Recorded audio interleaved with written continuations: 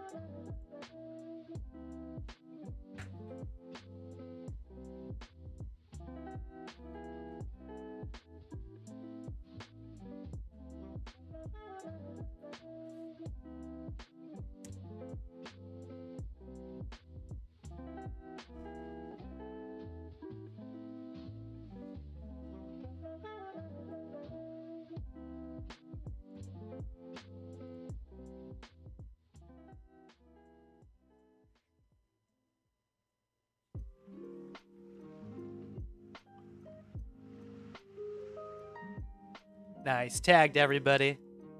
Perfect.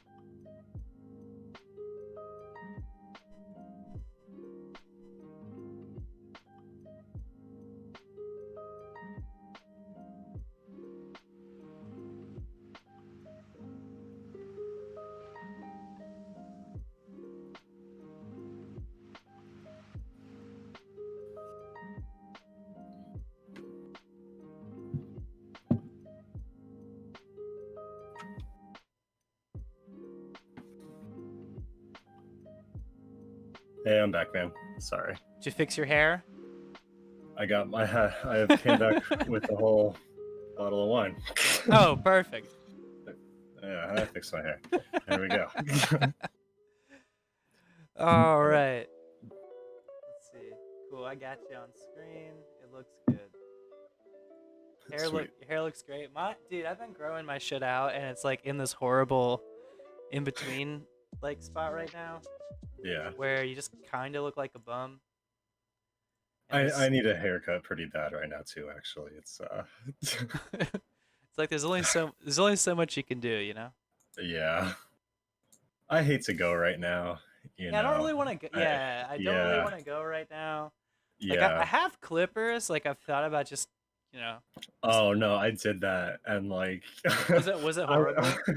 I was just gonna clean myself up a little bit, you know, like my sideburns and maybe around my And ears. like the back of the Uh, neck and shit. Yeah. yeah, but like I fucked it up, and I ended up having to go like real, like, you know, I looked like a skinhead. It was just Uh, terrible. so Um, maybe not then. Never again. Damn, it's like that. Yeah, first time, last time. Um, I posted an order in the chat, so I have some replays um, queued up for us. They're all good series from what I can tell. I tried to pick some, you know, some choice nugs here Okay. for us Okay. to cast. Some choice nuggets. Tried to get some Protoss, some Zergs. We need to get some Terran players in here to cast more. There's some TVTs or whatever. Tried to avoid those. Yeah, we didn't have very many Terrans at all. It was like Oh yeah, that's right. mostly Protoss actually. Yeah, In this, we used to I saw only- that too, and I was like, no. Yeah, we used to have a ton of TVTs, and now I guess we don't actually. Not used to that. Let's see. What order did I tell them out? TVT is a struggle to play. It's like okay to watch. I mean, TVT's probably my least favorite matchup in the game. I'm starting to respect it more because I've been playing more random, so I get Terran more often. Yeah. But oh, here, I'll make you party leader. Sorry. Yeah. Okay. There we go. But yeah, it's I don't know, cause it's like really positional. So like I can appreciate it from like a strategy perspective, but at the same time, it's like so boring and slow. Well, I don't know. can't even do that. So you're doing better than me. Appreciate it. That is. No, I do sometimes. When it's like the long epic games, and you know they got battle cruisers, and you know, that's one thing. But it's just, you know. I think for me, it's like I just appreciate the one thing I'm learning to appreciate about Terran is what I hated about them before is that they have so many options to open up with. You can go mines, Hellions, Marine, tank push, all this other stuff. Yeah. Which can be so frustrating to play against. But I'm starting to get the hang of it from a Terran perspective, I feel like. Yeah, I think that's just my limitation because I've played a little bit of Protoss, you know, at least enough to get to Diamond on the ladder, but I haven't played any Terran really. But at least Diamond. I mean, at least enough, you know. That's like pretty good. Diamond's good. You know? But like low Diamond 3, like I'm bare, like I got to Diamond 3 and then stopped. Okay. You know? So guys, we're casting some Cauldron games here from Hex. And up here in the top left corner is our green Protoss player, SmrtAsianGuy. And in the bottom right corner, our purple Terran, Thuglife. Do you think he's a Juggernaut Jason fan? Which Juggernaut Jason? He's a Terran Grandmaster and streamer. He does like purple everything. He's just all about purple. Oh, no, I have no idea. I mean, purple is just an excellent color. It's color of royalty. Yeah, that's my color of choice in my games, unless somebody takes it from me. Yeah? Okay. Yeah. What color do you go for? Actually green. Yeah. Usually go for green. Okay. So we're both represented. True, and yeah, Protoss as well, so I feel like I got the upper hand here. Okay, so I guess I'm pulling for Thuglife. Thuglife is also going gas first. And Protoss is walling this Reaper as best they can. So you play Protoss. What's the norm? What's like the standard opening in this matchup? I feel like in PvT, what I like to do is gate core expand. Now you can take the Nexus before the core if you want, if you're feeling a little greedy. But basically, you just need to get an Adept out, and you can expand. And there's not really anything Terran can do to you unless they're like Reaper rushing, which you would figure out from this scout because you would see 2 gas, or you know, or like the barracks isn't at home, stuff like that. But seeing the barracks at home, yeah, I would definitely plant down my core on 20, cut probes, and make a Nexus. Now he went ahead and dropped the Nexus before the core. Yep, little greedy. Yeah. Means that the first unit is out just a little bit later, but nothing too crazy. No, I don't know if you're familiar with SmrtAsianGuy. He actually is a Terran main playing Protoss in this tournament. This is the first time he's played Protoss in any of our tournaments. Okay. So yeah, I have really no idea what to expect from him. Did his Terran get too high of MMR and then he? You know, I don't think so. I think he said something about just wanting to, I think, be more aggressive. Okay. Yeah. I almost feel like Protoss has the weakest early game, though. I don't know. I mean, it comes in spikes, obviously, but like, yeah. Yeah. Maybe he meant in the mid game. I'm not sure. But we'll see. So I mean, I do have the impression he's gonna play aggressive. Then I'm not sure what that means exactly. You know. Yeah, we'll have to see. Now he's not getting Warp Gate right away here, so I wonder if he's trying to go into Stargate, perhaps. That's gonna be a Twilight. Okay. Yeah. Okay. Yeah, I was thinking heavy tech, so he's on 3 gas already. And he has not researched Warp Gate. Yeah. That is weird. He's got the gas. Yeah. Oh no. DT rush. Yeah. Oh no. I really hope he hasn't just completely forgotten it. On the other side, Thuglife's coming across with a pair of Reapers and Hellions here. Try to get some harass done.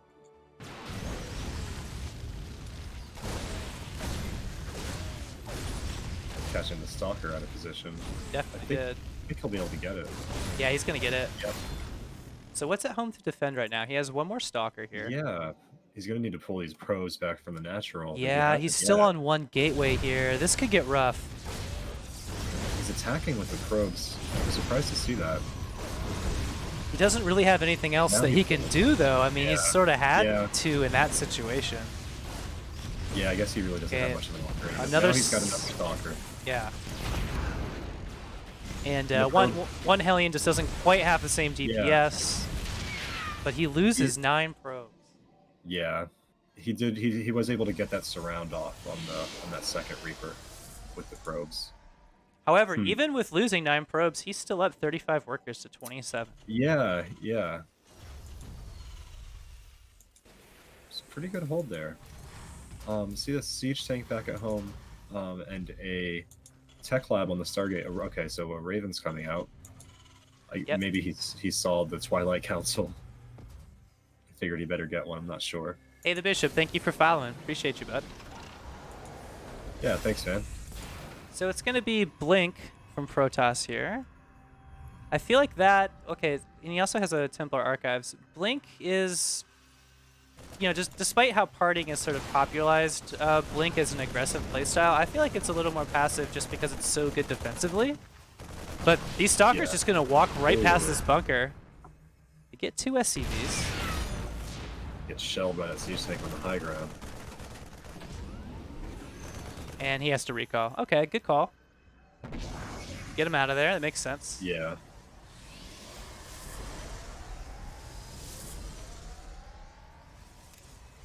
He picks off 2 ACVs there. I think that also probably confirms for him that he has an economic lead. And yep, definitely. Thuglife hasn't started his 3rd command center on the high ground. It doesn't look like he's really planning on it either. He's going into Banshees, Marine production nonstop. No gas is taken at the natural. Meanwhile, SmrtAsianGuy is going to expand to the low ground 3rd here. I guess they're both low ground 3rds, whatever. To this 3rd. Yeah. Now, he's still on just 3 gateways. Warp Gate finally finishes. I think he might have just forgotten it. Yeah. He's floating a lot of money here. It's possible he just forgot. Must be, yeah. But he's going to research Storm. +1 is almost done for Terran, though. And Terran's coming across the map. So this is going to be a timing attack. And this could be bad news bears for our Protoss. Storm is still a long way out. Yeah. Charge is also only halfway done as well. And this is kind of one of those situations when you have... I mean, he has the Raven as well to shut down any big units. Unfortunately, there aren't any Colossus. But against Tank Marine, Blink isn't going to help you that much. Also, I feel like... Ooh, okay. Picks off an Archon right away. Hasn't even sieged up yet. This Banshee could actually be nasty. Yeah. He needs to siege up. Okay, he's gonna pull the trigger. He's very confidently marching in here with these siege tanks. Marine's getting bunched up a little bit here. I mean, Storm is almost done. Yeah. 22 probes in trouble already, though. Yeah, it's not looking good. Protoss under attack here. Loses all the probes at the second base. Yeah. Storm is done. Ooh. We're on even workers right now. That was a really nice storm and charge finish. So the follow-up with the Zealots. And here comes 7 Zealots on the low ground. They might be able to get these tanks. Trying to flank these tanks. There's some army from Thuglife hanging back, not a part of this fight right now. And the supplies are actually evening out pretty well. God, the Nexus is at less than 100 health. Is the auto turn gonna get it? Oh 11 health. And that's a tough break for Thuglife right there. These units could even just walk straight up to it and try to finish it off. Look at this unsieged tank, and these Thuglife just has these stray units. I think SmrtAsianGuy's just barely out of vision of them. Yeah, he just barely doesn't see them. Yeah, here he comes. And this is unfortunate for Thuglife here. Now he's gonna get intercepted. Yeah. That's not good. And now I think SmrtAsianGuy's gonna push. Yeah, the supply just tilts to Protoss. He's up 11 workers. Yeah, here he comes. And we have some stray SCVs coming across the map too. Something going on maybe with rally points here, I guess. I mean, I guess that at least let him know what that it is coming. Yeah. So hopefully Thuglife will have a little bit more time to prepare. He does have a couple of tanks. Ghost Academy is done. Ghosts, of course, wreck Protoss no matter what. So Ghost would be a good thing to have in production. But he's making a Marine out of the Tech Labbed barracks. Also, Stim still isn't quite done. Weird upgrade timings. Yeah. The Widow Mine might be nice too. So we have an observer here. I don't see one. Although Storm will take care of that if he knows where to. Oh. Right. He might get these Zealots pumped up though with that mine. I don't know if one mine's enough though. That was a decent shot, but yeah. I don't know if it matters. Oh, the Storm's hit. Oh yeah, big storm there. But the tanks are putting in work. Yeah. Okay.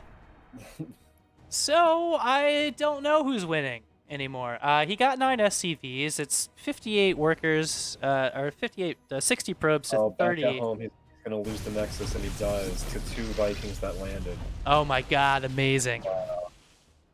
Good play there by Thuglife. I mean, he knew it was low health. Yeah. And he's got this little hidden. Give it a ninja base over here. Yeah. Okay, it's a SmrtAsianGuy. So now what? 2 bases, but he's gonna be up to 4 here soon. Terran's not making workers right now, so I think they kind of want to push back across and try to end this. But I don't know if they have the units. They do have a couple Widow Mines coming across.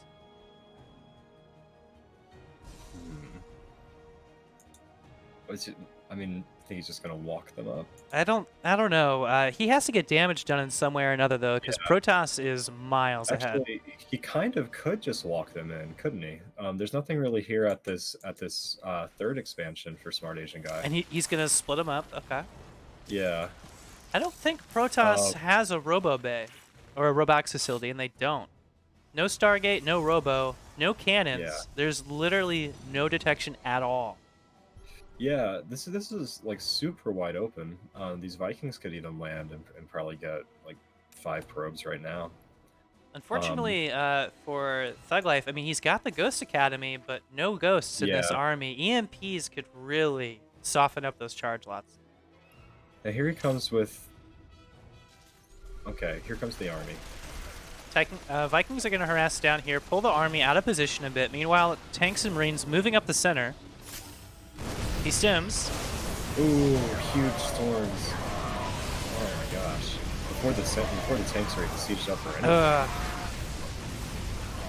He's gonna lose the medevacs too. Yeah. Half of them. And the last siege tank goes down. Yeah, I mean, it was a good tactic there, the diversion with the Vikings. That was a good use of those units, but Protoss just has too much stuff. They've got too much economy. They're too far ahead. 75 workers now to 35. Up 40 workers. I mean, mules are good, but I don't know if they're that good. Not even mules can make up for this one. Is he gonna push it? Okay, yeah, he looks like he wants to go again. Yeah. He's got a mine drop heading across the top, but it could get intercepted by this army. No stalkers in this army, but if these Archons... Yeah, he is gonna see it. Archons see it. He boosts... Oh, no. Alright. He has to get economic damage. There's 20 workers just sitting here. Is he gonna pull them? Oh, he's not moving them yet. He drops all 4 mines. Oh my gosh. Okay, but at the same time, Protoss is destroying this 3rd base. So it might not matter much, but it is fun to watch. I would have liked to see 2 of the mines go over here to the top side base, but there was a lot going on. He was getting attacked at the same time. I'm sure he was looking all over the place. What can a Terran do against Charge Lot Archon? At this point, well, he's decided at this point he's going to take... He only has 26 workers left. He's going to do something with them here. Oh my god. He is. He's pulling the boys. Wow, Thuglife does not give a shit, and I love it. This man has style. Playing with flair right now. Yeah, let's see it. He's going up against a 4-base Protoss. He's got mines at the... He does have these ghosts. 4th. He does have ghosts this time. Let's see if he's able to... Oh, some storms go down. The storms, so good. He didn't get the EMP He's gotta he needed. Fall back. A lot of energy on those Templars still. And that's gonna be GG. Man, yeah, there it is. GG, well played from Thuglife. He went for it. He went for it. I respect it. And SmrtAsianGuy goes up 1-0 in this series. And that's impressive. So, like I said before, SmrtAsianGuy, haven't really seen him play Protoss before. We have seen Thuglife. Thuglife's been playing in these, I think, since the 1st or 2nd one as Marine King. So that's really cool. So SmrtAsianGuy played on 4 bases. Yeah. After switching races. I thought he'd do something cheesy. No, he did. He, you know, despite Warp Gate being super late, and then Thuglife had forgotten a stim pack until almost the 7-minute mark. I mean, it's just wild. I think both players were a bit strained to keep up there. Yeah, definitely. And as you said, the Protoss being unfamiliar. With the race. Both players doing well though. Yeah. So up 1-0 in this best of 3 in the top left corner. It's our green Protoss player, SmrtAsianGuy. And in the bottom right corner, down a game for the moment, our purple Terran Thuglife.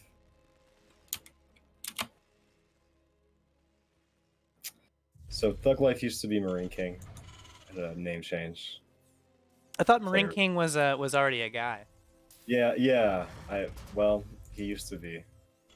Okay. Now he's just some player in Korea you might have heard of. I don't know. Wait, is SmrtAsianGuy like on a legit team? What does it say, Gosu? Isn't Gosu like a legit team? No. Well, they're a popular team in the community, but they're He's not like getting paid. No. Okay. No, they're like Legion. Man, could you imagine getting paid to play StarCraft? Do you know how stressful that would be? Like, you gotta win. Like, you have to win now. Because, like, your rent is on it? That's terrifying. Yeah. I'm surprised they can play for years and years. I'd get sober now. Ooh, we got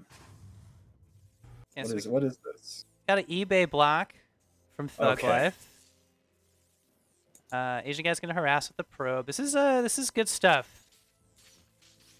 Use up a bit of the Terran's APM just by being annoying. It's good stuff. Yeah. What's up with the Reaper jump ramp here? This looks like it's like an extra wide or a double wide. Because you would need 3 buildings to block this off. That is pretty big. Yeah. He's going to go ahead and take the Nexus over here, as he's been blocked at his natural. And I think that's a smart move. He just needs to keep, you know, keep going on with the build. Yeah. Oh, okay. He's going to do a Cyber and then a Pylon to wall this off. That's cool. It kind of creates a pocket. I like that. I wish I could do that as Zerg. A little easier. Yeah, walling off with Zerg is kind of tough. Yeah. And then I'll forget that my queen is on hold position, and I'm like, where are all my units? And they're just stuck behind the queen. You certainly couldn't do something like that early enough for it to make it different, you know. Yeah, you'd have to do like something crazy, like a 12 pull just to get a creep tumor out sooner, right? Or something like it.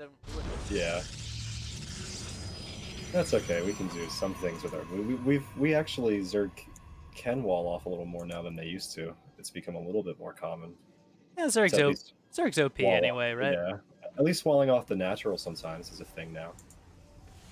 Oh yeah, with like a Roach Warren or a Evo Chamber and spines. Yeah, like in ZVZ and stuff. Yeah, definitely. Yeah. But I'm not about to start pitying Zerg, is what I'm saying.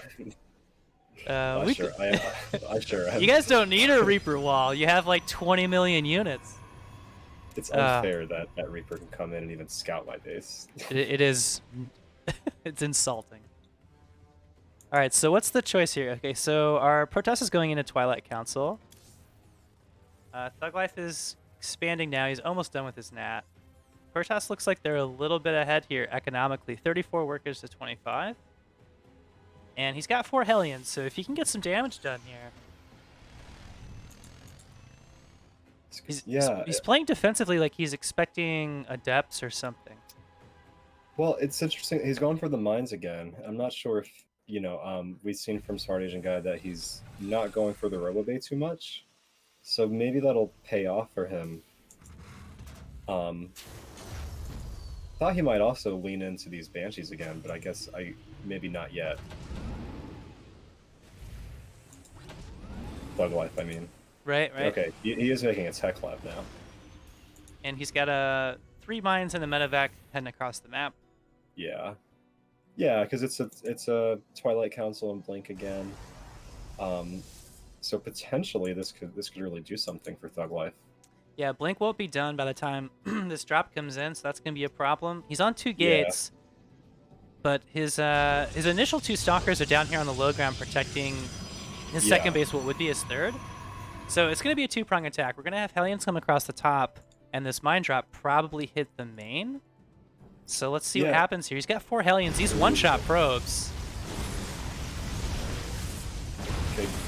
He does have good spread on these Stalkers, so he is already pre-spread. At the same time, the mine drop comes in. No reaction, no pull. Ooh, 16 probes dead. Man. And he still has 3 Hellions. He says, okay, well, good wall off there with the Stalkers. And he's going to get out of there. But, I mean, mission accomplished, 16 probes. Yeah. He got an entire mineral line there. As a Protest player, this is just painful. Like, you really just, like, hate the game now. Like, you have so far to come back from now. And he had a good lead, too. Even worker counts. They're even after he killed 16 workers. So, you know, he did have a huge lead. But now Thuglife has even workers and more army. And, you know, mules. So that was a great position for him. Yeah, absolutely. SmrtAsianGuy is responding by taking his 3rd base. Yeah, so these Hellions are just going to hang out, look for an opening. He did sort of do a bit of a pylon wall here at what was his 2nd base. So as these Hellions come in, can they sneak by this? Yeah, they definitely can. Roasting. Still not okay. Ouch. Probably would like to pull those a little earlier. Oh, wow. Yeah, 11 more probes. Still has 33. Yeah. He's getting into Storm. What's Terran up to? Terran's got a 3rd base. Upgrades on the way. It looks like it's going to be a bio play. Ghost Academy coming up. And again, they're still pretty even on workers, but Thuglife just keeps getting further and further ahead in army. And at some point, it seems like he's going to stop whittling away at SmrtAsianGuy here and come take out one of these expansions. Right. I don't think he's interested in expanding beyond this third base from the looks of it, but we'll see.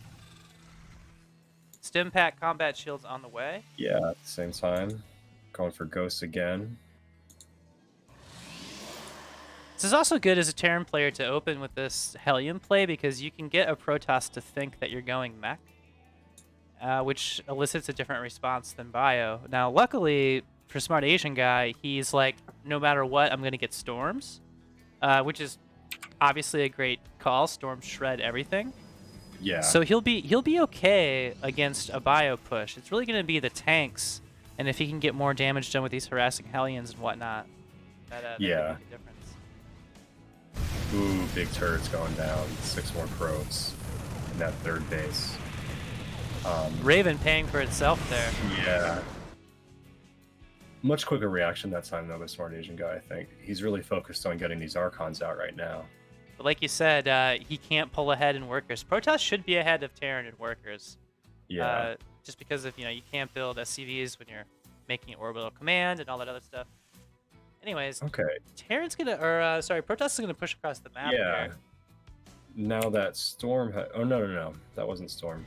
Oh yeah, no, he does have Storm. He does have Storm. Yeah, okay. But combat shields and stim pack are finishing up. Terran though is pushing out in such a way that they don't realize where Protoss's army is. A little bit of a skirmish here, so they're gonna see each other, but not see the main armies. Thuglife should have noticed that this is sort of these guys are rallying. All right. Into the third base here. Targets down the mules. Yeah. So it's going to be interesting to see how far SmrtAsianGuy will push this. He doesn't know where Thuglife's army is. But SmrtAsianGuy has nothing at home. Yeah. And here comes Thuglife into the third, taking the Nexus, getting all these probes. And we're in a full base trade situation right here. Yeah. Now SmrtAsianGuy might pull back. Is he going to recall? He will recall to the Nat, and he has Storms here, so he can shut this down. The tanks aren't sieged up, now's the time. There's the Storms. Storm. Yeah. This might be a really good call for SmrtAsianGuy. Takes up this army. Good EMP there. Gets some of that Ghost energy, or gets some of that High Templar energy. Yeah. And Thuglife has to bail. Yeah. Pretty good response with the EMP, and then lifting up what he could. Let's see what he saved. He saved a siege tank, 2 siege tanks. That's not too bad, and his medevacs. And his third base was also saved. So he's gonna fly this back into position. Meanwhile, SmrtAsianGuy did lose his third Nexus. He's gonna retake it now. So even though he's down on SCVs, he can create more workers at a time here. This could help him out. Yeah. He's making like 7 bunkers though, and that's gonna pull a lot of SCVs off the line. There's 5, 6 bunkers going down, so he's definitely trying to turtle up here. I feel like with that damage done, he could push out, but maybe he wants to switch tech here. Let's see. That's interesting.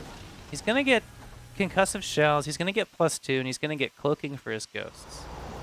Are we gonna see nukes? That's what I want to know.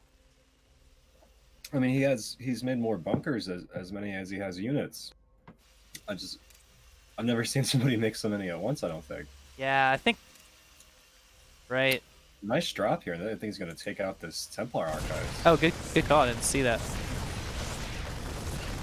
He does snipe the tech.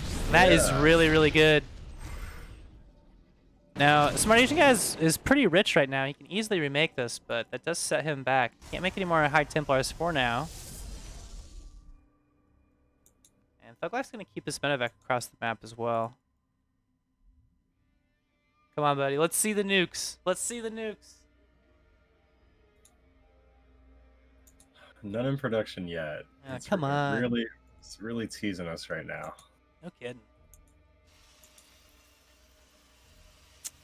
A bit of a supply block here, but Thuglife does have some ghosts coming across the map. He's making 4 depots, so he's on top of it. Yeah. And he just wants to go. Another big push coming across the middle. Now, there's no observers from Protoss, so they don't... Yeah. Do they have any observers? They have any detection. This was a problem last game as well. Yeah, exactly. Ooh, and these look at these ghosts. A preemptive EMP, yeah. Do we have any shield batteries to take care of that? It doesn't look like it. I like the spotter pylon, and it does serve its purpose. Yeah, he does need to go ahead and go and take advantage of that. Tanks are getting a good wide spread on the low ground. Is he going to come farther forward? Another good EMP? Yeah. Okay, well, he gets rid of a lot of the energy here. Just a note real quick, 46 workers killed versus 8 workers killed. Terran has really been on the aggression this entire game. Slight advantage in that category. Chargelot's eating up a lot of damage. Marines bunched up a little bit at the bottom of the ramp. And the Marauders just slicing through those Stalkers. Is he out of storms? He's out of storms. Yeah, and he never had any because of the EMPs. That was a really nice card. Good EMPs from Thuglife. And now he's on top of the natural. Yeah. Probes are going down. Tech is going down. He's got more units rallying across. Yeah, Thuglife is unchecked in both the naturals, and that's a GG. Yeah, supply swings towards Terran. GG, well played. It ties up the series. We got a series. Yeah. Nice. Nice. Thuglife, my guy, bringing life back into this one. Thuglife killed 50 plus almost 50 workers before that push. Just relentless harass. I love the double prong Hellion Widowmine there at the top. That was so good. And I liked going after those ghosts with the preemptive EMPs, like you said. Yeah, and softening up the army before your boys get there. Both those moves really good. Thuglife showing some seasoning, a little flair, a little style. It's, some unusual things too, like all those bunkers. That call I'm not sure about. I guess it was just like, if he comes at me with like 50 charge lots.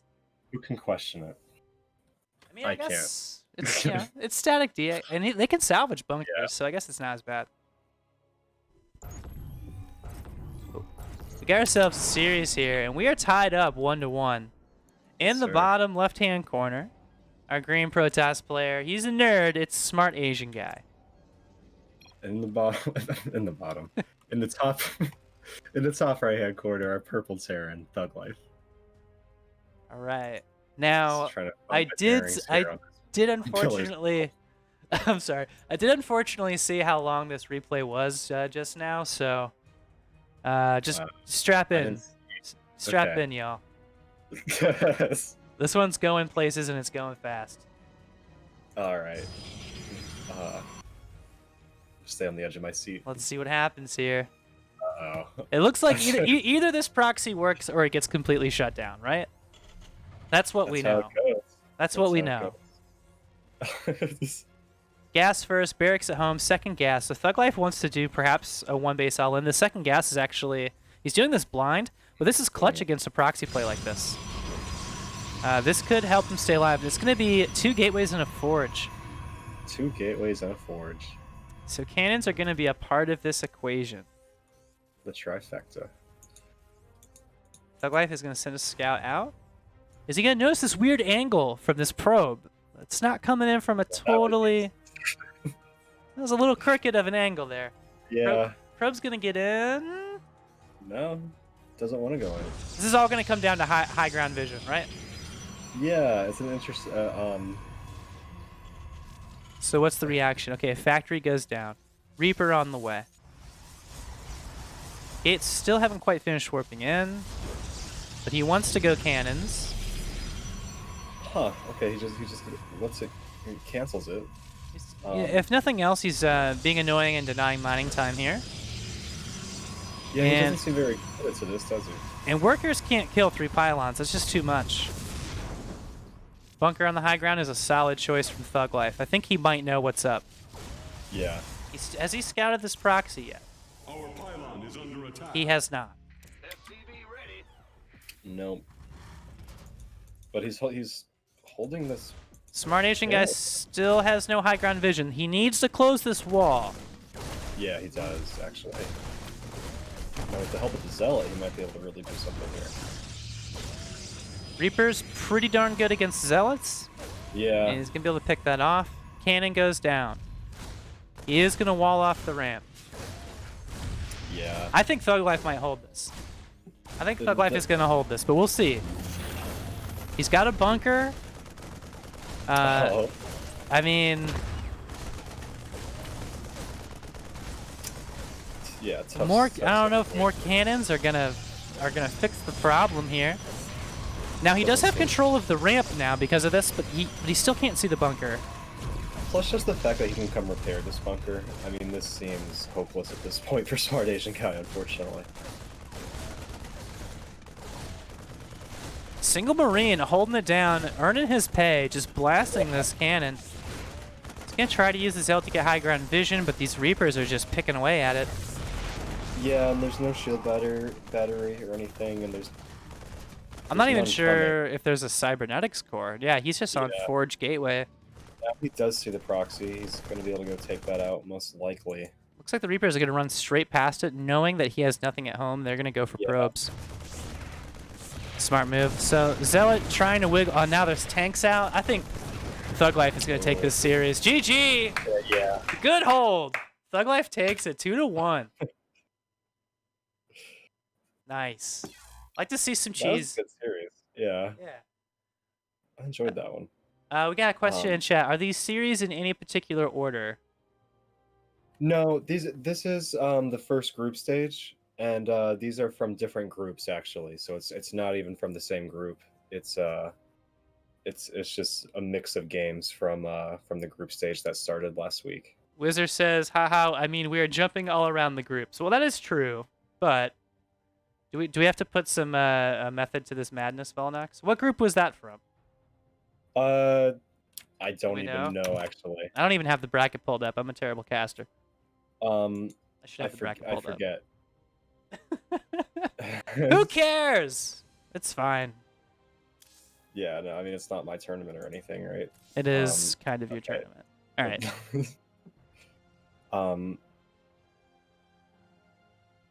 Thuglife with the 2-1 over SmrtAsianGuy. I'm going to try to pull up the bracket myself. Those two are in Group D. I have the bracket D? pulled up now. But yeah, those two are in Group D. I'll link that on the... Put that in the chat here. Nice.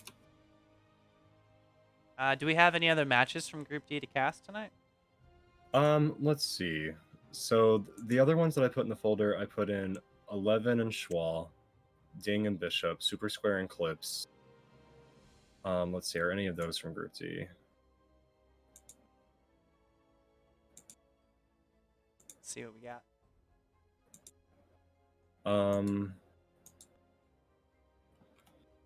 Yeah, the one with 11 in it is Group D. Nice. Let's see. Should we maybe do that one next? Yeah, that sounds good. Yeah. Cool. So who was that? That was 11 and shWall. Okay. Yeah. So I mean, I just tried to choose series that were close, and I'm not sure exactly how many of these we'll get to cast. So I just wanted to, do a variety, like choose different players and stuff like that. Nice. So yeah, so I know some, like before when we did it, we focused more on individual groups and stuff. But then we kind of found that like we did some of the groups way more than others. So I'm not sure. Was it like a first child has a baby book type thing where like we casted all of Group A, and then by the time we get to Group D, it's like, yeah, whatever. We didn't cast time, I think. Yeah, there are a lot of games. Yeah, there's a ton of games. So it's kind of impossible to even, we kind of just have to choose some over others, however we can. All right, let's do this one, and then if we have any Wizard games, Wizard is up in the chat. We'll have to cast a Wizard game as well. Okay, yeah, I can get one. Nice. What do we got here? We got a ZVT. Yeah, ZVT. Hell yeah. Hell yeah. Yeah. Okay. I think neither of these players actually are. I think both of them are off racing. I think Wall is a Protoss. Yeah, he is. Yeah. Wizard, we're gonna cast your games. I mean, we're gonna. We have to. Even if you have to leave in an hour, we're still gonna cast them. In the bottom right corner, we got ourselves a red Zerg player. It is Wall, representing PT Hero. And in the upper left corner, representing Ashes, are blue Terran 11. With the stoic, just good luck. Yeah. No fun. No fun. Don't have fun. Deadly serious. He wants to kill a Zerg. He wants to do it right now. Well, it feels like if this game is fun for shWall, he hasn't done something right. Speaking of which, I think shWall is up to something, because you don't normally see drone scouts, right? This early? No, you don't. No, that is unusual. Yeah.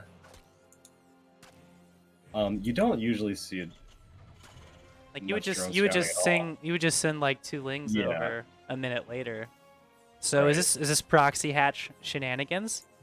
I don't think he has a pool yet, does he? Does he have a pool? No pool yet.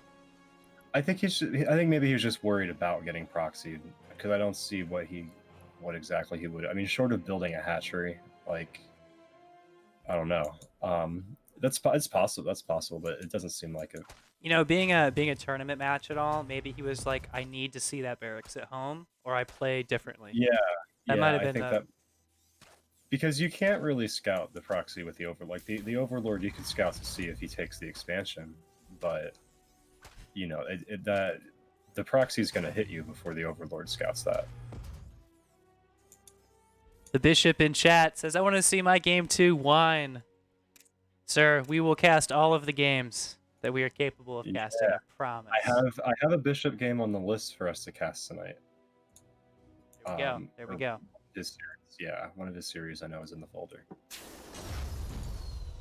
Is Terran gonna brave a low ground expansion against Zerg?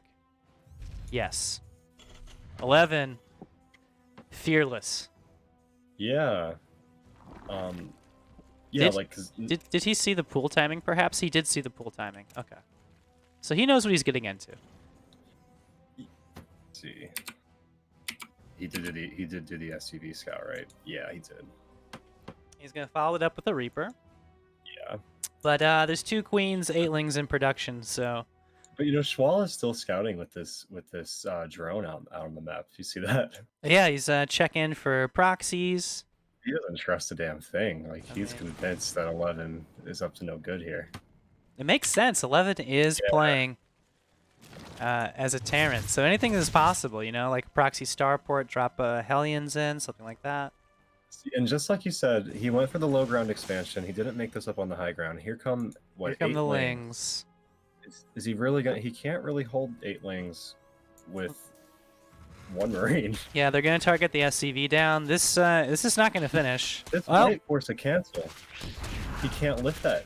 Oh my man, that's. There's only really 1 Marine, and he's building a reactor right now. He does have a Hellion on the way, and a starport. He's gonna pull a couple boys. Okay, the Hellion is everything. Yeah, that Hellion. Oh, the Hellion's a game changer. Okay, just in time to push away the lings. The Reaper and the lings slap a high 5 in the middle of the map. Yeah, I mean that pretty much would have ended the game, right? Like, you can't, like, if you have to cancel a 98% done command center in your natural. It hurts. Yeah. Yeah. That's pain. That's true pain. It's like when you go in ZVZ and you go hatch first against a 12 pool, and now they're canceling your hatch, and it's like, wait, there's no way to catch up now. Gets a nice surround on that stray Reaper. Oh, he did pick off that Reaper. Yeah. Good looks there by Wall. And that's nice because that prevents a scout. He's not going to see that. He's forced to scan to see the where natural. The door is open, and these Hellions are getting surrounded. Yeah. He does pick off a Hellion, cost him a couple lings. Nothing too crazy. Yeah. So it's going to be, it looks like Cloaked Banshees is going to be the play here from 11. Now, Wall is going to go for a Nidus Worm, which I love, by the way. I'm just going to say. He is on layer tech, so he can morph his Overlords into Overseers. And you can see that shWall is set up for it up there in that, like, the northeast corner of 11's main. Yeah, he's got this Overlord just hanging out. He also has one coming in the bottom side here, too. This could... went to a little double prong. Yeah, I would love to see Swarm Host out of this play go old school. It's going to be 6 Hellions coming across the map, and there's going to be a Banshee here soon. Now, here's the thing. Now, he can morph these Overseers, but he hasn't done so yet. He also doesn't have any Spore Crawlers. So, Cloaked Banshees could be a big problem. Yeah, and these attacks are coming out at the same time. Thanks for the tip there, Wizzer. I forgot to hide the game timer. Whoops! Thank you, Wizzer. I love you and appreciate you. Thank you so much. Hellions are going to go for this queen. Yeah, go into work while they're going to get it. Nidus Swarm's opening up, and it's queens. This is terrifying. Is he going to drop a... Oh my god, he's going to get creep up here too. Okay, he sends them back because the Hellions... 11 is frozen. These Hellions are frozen in fear. Not sure what to do. They're petrified. This Banshee will kill this all eventually, but it's going to take way too long. shWall needs to get down there and get some more SCVs, I think. Okay, so Hellions are coming back across. It's non-stop lings and queens here. Yeah, because this Banshee is going to work right now. He could try to lift. He's gonna try to lift off. You gotta open the door. Okay, he's getting in. But this is critical damage. This is bad news. Zerg only has 15 drones though. This is completely all in right now. The Banshee that shWall had in, or that 11 had in shWall's main was just unchecked for a long time. Yeah, I would love to see this move over to the main. Well, he does have a Spore here now. No Spore at the second phase. Command Center is burning down. Ling's in here with the SCVs. Yeah, he's making an additional Nidus, even though he still has the first one. Here come the Queens, sitting ramp now, finally. Nice transfuses there from Wall. That looked great. Plenty of transfuse energy left as well. This 10-kill Banshees on no repair on the Hellions. They go down. Let's take out the Nidus, but he had the other one. And the third, why not? Ouch. And Terran is in true pain right now. Down to 0. All he needs is an overseer, and there's nothing that 11 can do here. But I mean, he's at 5 supply. It's only a matter of GG. He's got no workers, and what a play! Yeah. GG. Another fun game right there. Queen, Speedling, Nidus. I was expecting like another level up in tech, like Swarm Host or maybe Banes. And this hit sooner, and man, that was really good. Well played. Yeah.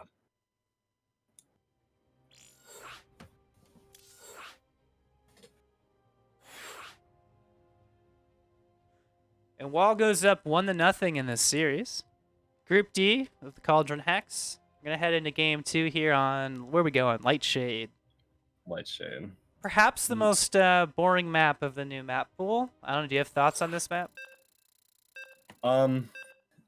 No, only because I'm so unfamiliar with the new maps.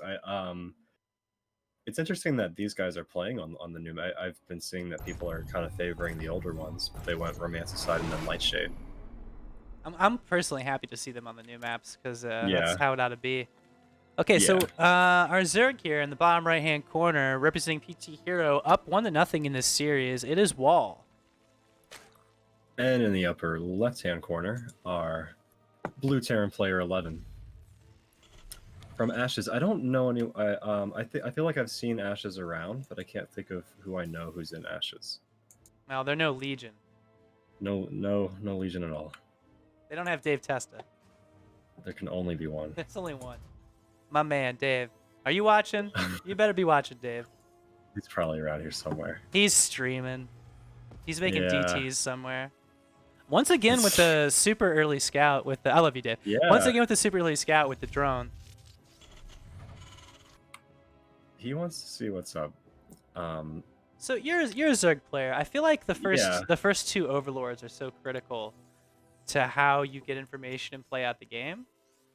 Yeah, and he's using them the standard way, so he's going to send them to 11's natural and put them up on that little high ground. This gas steal is beautiful, by the way, and I like it. That's pretty annoying for a Terran. This sort of forces you to expand or do what, like play Hellions and Marines? I mean, it definitely limits the options. So I feel like this... That's interesting. So the first Overlord goes to this pillar, right? But then the second one, I feel like, is so good if it circles around and kind of goes to the same position that the Nidus Overlord was in the last game. Yeah, so like usually if you don't send that drone, you would use the second Overlord to scout for proxies in your natural. Well, really just a bunker rush. so you would float it like towards the front of your net. But he doesn't need to because he's using the drone, so that would catch any kind of bunker rush. Right. So he's gonna be able to do something else with it. That might help him set up Nidus again. I wonder if that's what we'll see.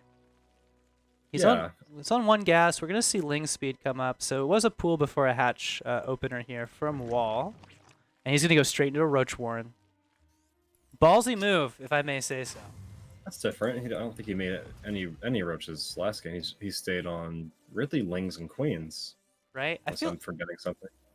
Yeah. And again, like you would know this as a Zerg. I feel like Roach just sort of sucks against Terran. I don't know. I mean, I guess with Ravengers, it's a different ball game, but you know, like Medevac Bio with Stim obliterates roaches. Siege tanks obliterate roaches. Liberators and Banshees all obliterate roaches. So I just feel like they aren't very good. Maybe against Thors. I feel like roaches are actually kind of viable against that stuff. I mean, I don't feel like it's ideal. Don't get me wrong. But I know that like there are some Master Zergs in Legion that do play that way. Okay. I don't really, it's not what I do personally, but I'm not a high level player anyway. Where are you at these days? Are you in Diamond 2? Diamond 2. Yeah, Diamond 2. Diamonds are forever, my man. Yeah. But no, I'm with you. I mean, I love roaches against Protoss, not as much against Terran, but I do see people do it who are way better than me. I love roaches specifically in ZVZ. Yeah. Because there's just such a strong counter to Banes that early mid game can really go in your direction. Now let's see what he does here. This is a quick Ravager he just morphed. Yeah, this is interesting too because he made Ling speed, but then went roaches.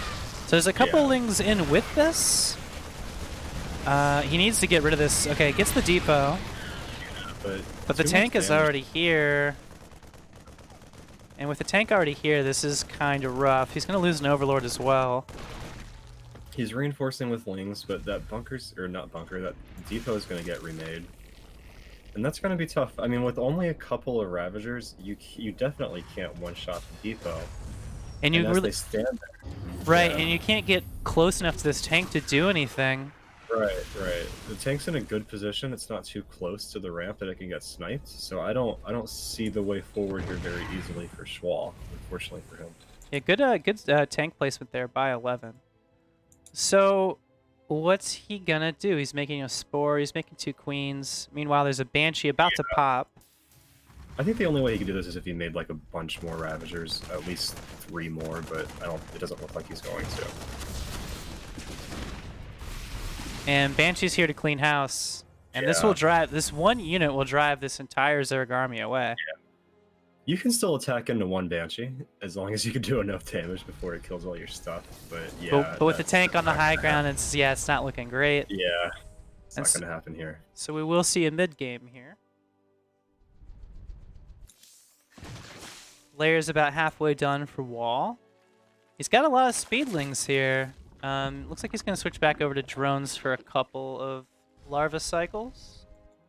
And also, like you said before, moving this Overlord into position. So Nidus is still a possibility here. Yeah. He's trying to transition. And he might be able to. I mean, they are pretty even on workers. Now, for the Zerg, I don't think it's going to feel that way economically because of the mules and everything. Yeah, Zerg only up by 5 drones. Yeah. Terran hitting a bit of a supply block here. He's going to go for an armory, so we might see a mech transition. Here he comes, though. Scans ahead. Hellions go out ahead to poke. See, without the high ground, I feel like shWall could hold this actually with these roaches, because he could get a surround with these Lings maybe. He has a chance here. I think it's all about whether or not these tanks actually get the siege. Yeah, if he sieges these tanks and he doesn't realize it's happening, like what's happening right now? Yeah. He's got to move. Oh no! And now he's kind of trapped. Yeah. There's not enough DPS here from Zerg. No, there's not. Ravager's not even as bulky as Roaches. He's gonna type GG, and we're gonna go to game 3. Yeah, and I think shWall really needed to see that coming to have any chance against it, to try to get a nice surround and maybe, like, you know, do enough damage to that army to at least stop it from killing him. Yeah, But even a single Zergling just to let him know yeah, that it's about to happen could make all the difference. yep. That's a tough loss. GG's from both Yeah. sides. Another good game, very decisive move out by 11. Got right into the natural, took care of business. So before we start game 3, we got a TVZ here on Submarine. What's your prediction, Vulnox? You know what? I actually don't remember who wins here. But I think I kind of like shWall to win this one. He's shown 2 different strategies. I think he might have something else up his sleeve. Especially on Submarine too. I mean, this is a pretty aggressive short map. Yeah. But at the same time, I mean, 11. I think 11 can pull this off. If we see some Hellions and some Banshees again, I think he might be able to catch Zerg off guard here. So let's see. Plus, you asked me who I think is going to win a ZVT. So and you said Zerg, right? I think the Zerg's going to win the ZVT. Flapjack. I should have. I out. should have known. God damn it! All right. Let's do it. Let's do it. Let's see if the world is just after all. I'm feeling 11. I'm feeling Terran on this one. Or if evil will reign. Let's see Proxy 4 racks. Let's see it. So guys, we're tied up 1-1. This is Group Stage D of the Cauldron Hex, and up here in the top left corner, representing PT Hero, we got our red Zerg player Wall, or shWall, I suppose. That's shWall. shWall. And in the bottom right hand corner, the blue Terran 11, who I feel bad introducing him when I'm kind of rooting against. Who's that? Who's this character on his command center, like throwing up the devil horns here? And he's got like a Team Liquid logo on his forehead. Yeah. All right. He looks like got a little Wait. bit of. Oh, this is a 12 pool. Okay, 12 pool. With 2 gas? Wait a minute. Is this going to be just a complete and total roach all in? Is it going to be a Bane bust? What's happening? 2 gas? This early? This is crazy. Yeah. This is not as many workers on gas as you have on minerals right now. Oh, god damn it. The game timer. Maybe I should put my face over the game timer so people can't see it. Wizard, that might be a good idea. Just full screen your face. So wait, I think Wizard has a great idea. I'm going to do that real quick. Okay, yeah. That's actually a great idea. Let's go do that. Boom. Oh, it's a Roach Warren. So he's going heavy on the Ravagers here. Holy shit. Okay. But how's he going to make any Roaches? Like, he's what minerals? Well, he's at 300 some odd gas. Maybe he hits a certain point in sort of like a Marjorie build from Protoss transitions off of gas back into minerals. I mean, he's making a couple lings here. I guess maybe to protect from this Reaper. Pull a little bit off of gas. I'm already feeling good for 11 here. I mean, just like one tank. Yeah. One tank on the high ground, not up against the edge. The factory is just now starting though. We have a few roaches on the way. I mean, he's gonna have a handful of Ravagers. I'm curious to see if that's enough to kill. Did the Reaper see the factory? Did not see the factory. Oh, but yeah. Tragedy strikes. Second CC on the high ground. He's going to need units a lot more than he's going to need this command center. But I think he's going to get wind of this in a second if 11 moves this Reaper up into the main base. He has not scouted yet. No, okay, so if he has 3 or 4 Ravagers, that should be enough to, well, probably not quite one-shot a supply depot. I think 4 or 5 biles does the trick. I think you might need a 5th. I can't remember exactly. I feel like it's 4 biles for a tank, 5 for a depot. Yeah. So unless he clicked on the gases there, the Zerg had actually pulled out of the gas before that Reaper got there, so this could look normal, but he's about to see these roaches, and these are early. They high five, does a dab, walks right past him. You can't sit with us. Ravager is coming in the main base. Wow, I'm totally wrong here. This is definitely enough to march right now. I wasn't sure if this would be enough units. SCV's clumping up. They need to mineral walk past this. Yeah. Okay, they avoid the biles. It's a Cyclone, not a Siege Tank. I mean, that could be good. Yeah. As long as it doesn't get trapped here. Micro on this Cyclone is everything. Not a lot of room to maneuver, though. Yeah, he's running out of room. Yeah. Needs to queue up another unit on that factory. Alright, he's gonna get...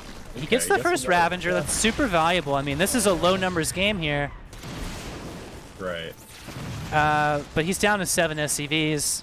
Yeah, and just by picking off a few more SCVs, he can really cement his lead here. Yeah, he can seal the deal. He needs to repair this Cyclone. Yeah. Okay, good job. Gets the repair. Kites away, and he's gonna get this last, you know, he gets it. valuable Ravager, but still. It's okay, 3. He's not quite done yet, though. 3 roaches on the way. Wizzer hitting us with some knowledge in chat. It's 3 bile shots for a tank, 7 for a depot. Obviously, I don't play Zerg. Gotcha. Okay. So I don't know. Thanks for that. Yeah, I definitely didn't think 4 was enough. I thought maybe 5 was. Yeah, I appreciate that. So it's actually 7. Okay. High ground vision is going to be a problem here for Wall. The Cyclone actually ends up being super viable. Gets that Overlord. Yeah, I think the Cyclone was turning out to be a really good call. Maybe better than the Siege Tank, actually. Now that we've seen. 11 is not in a great spot, but he is not dead. If he can get to the low ground, I mean, he needs a Siege Tank. He's building another Cyclone. That could also work. I mean, roaches are really slow. I don't think there's Hive Tech yet. No, he's just now taking a second hatch.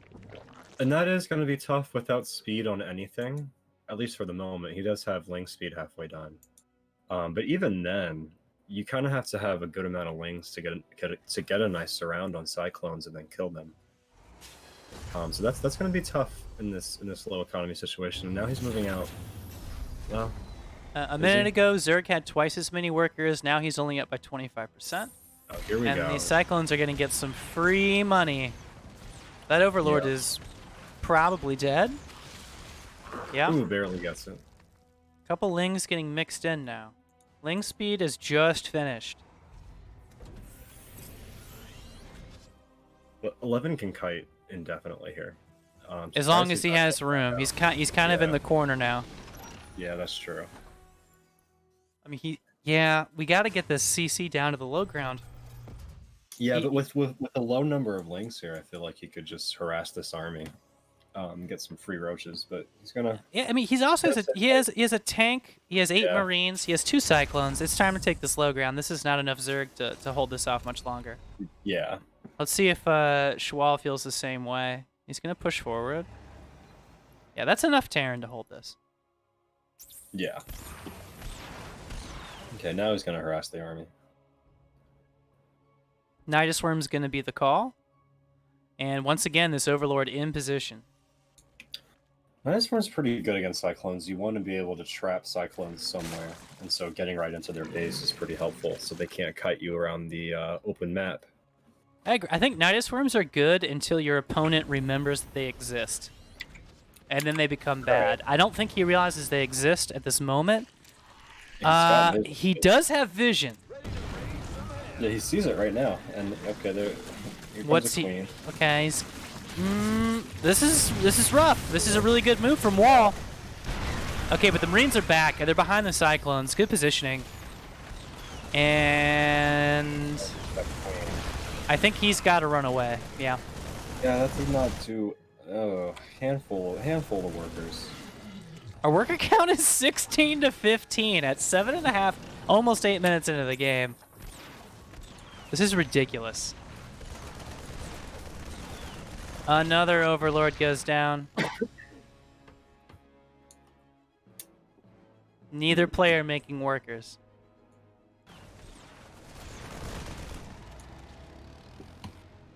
How did he get this much bio? I didn't even really realize he was. I guess he does have a reactor on the barracks. Yeah. Okay, there's. Yeah, that's a lot of bio. There's gotta be a rally point issue here for Wall. He's losing too many Overlords. Yeah. I think he's fixed it now, but The problem I do is... really like that he's spreading creep inside 11's base. Well, he's spreading out... Oh, he is, yeah! Yeah. Why not? He's working the scan, yeah. That's super annoying. Yeah. Cyclones show up. That queen is dead. Oh, that's tough. He's gonna lose. Oh. A lot of lings. He's got to get in a corner here. Oh, now he's sandwiched between roaches. Those Cyclones are goners. Yeah. That's pretty game-changing. This is enough lings now to probably... Oh, but in the natural. Yeah, I feel like he needs Hellbats along with this for a little bit of splash damage. He is getting these tanks sieged up, though. And now he has a... Well, does he have a good position? I don't know. It's pretty close. Oh, man. Ling's getting ripped apart. Yeah. Another worm goes down, but he doesn't have units for that right now. I'm not sure if that was a misclick or like indecision, but he really kind of ran back and forth. But here he comes with lings flooding into 11's natural. 11 does have the supply depot wall up, and he's going to get a repair. Yeah, he's got some units here, so I think he's okay. Yeah. However, he is losing some Marines to broodlings, unfortunately, on the other side of the map. A lot happening at once. So, the lowest economy game possible. Yeah. 15 SCVs to 11 drones. We are at the 10-minute mark. Nice surround on with the lings here. Yeah, that's a good snipe. I feel like every single unit counts. I mean, neither player has money at all. Another Nidus Worm. Does he have units to kill the Nidus? Yeah. Hellion spotted. A Liberator would do really big things for this Terran right now. Yeah, he can't. Yeah, he definitely needs that Nidus. Here comes another one, though.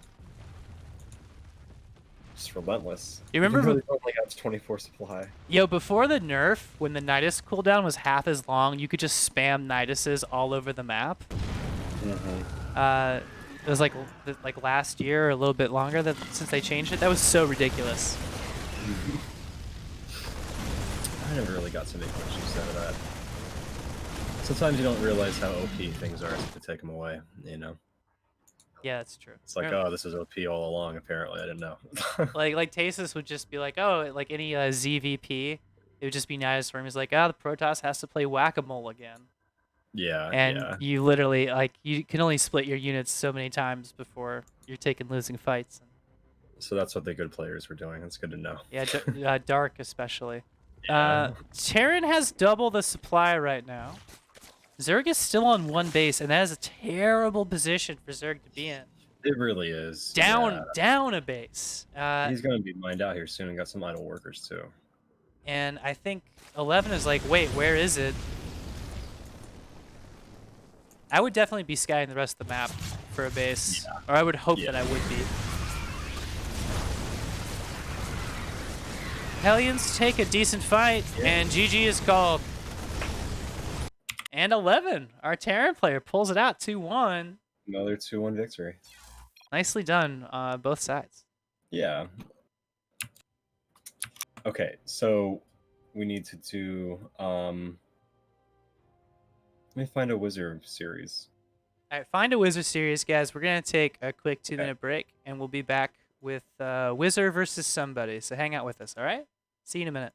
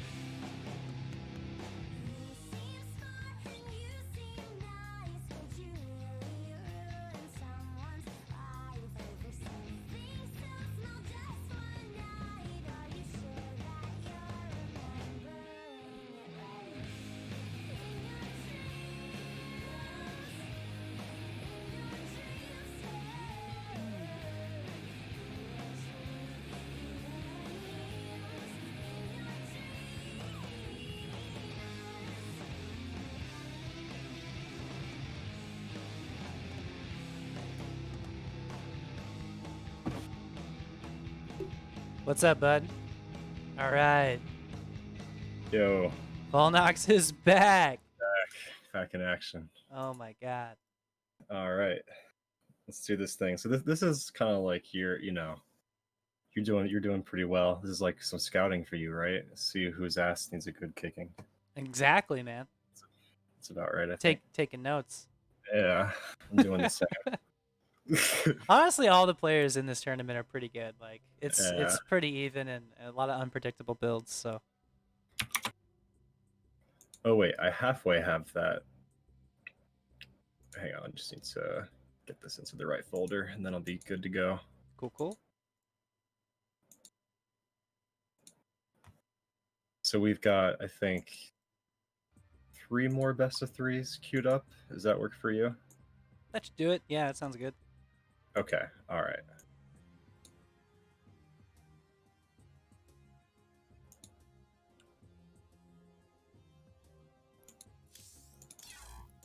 Here we go. Okay. So this is going to be a ZVP. Nice.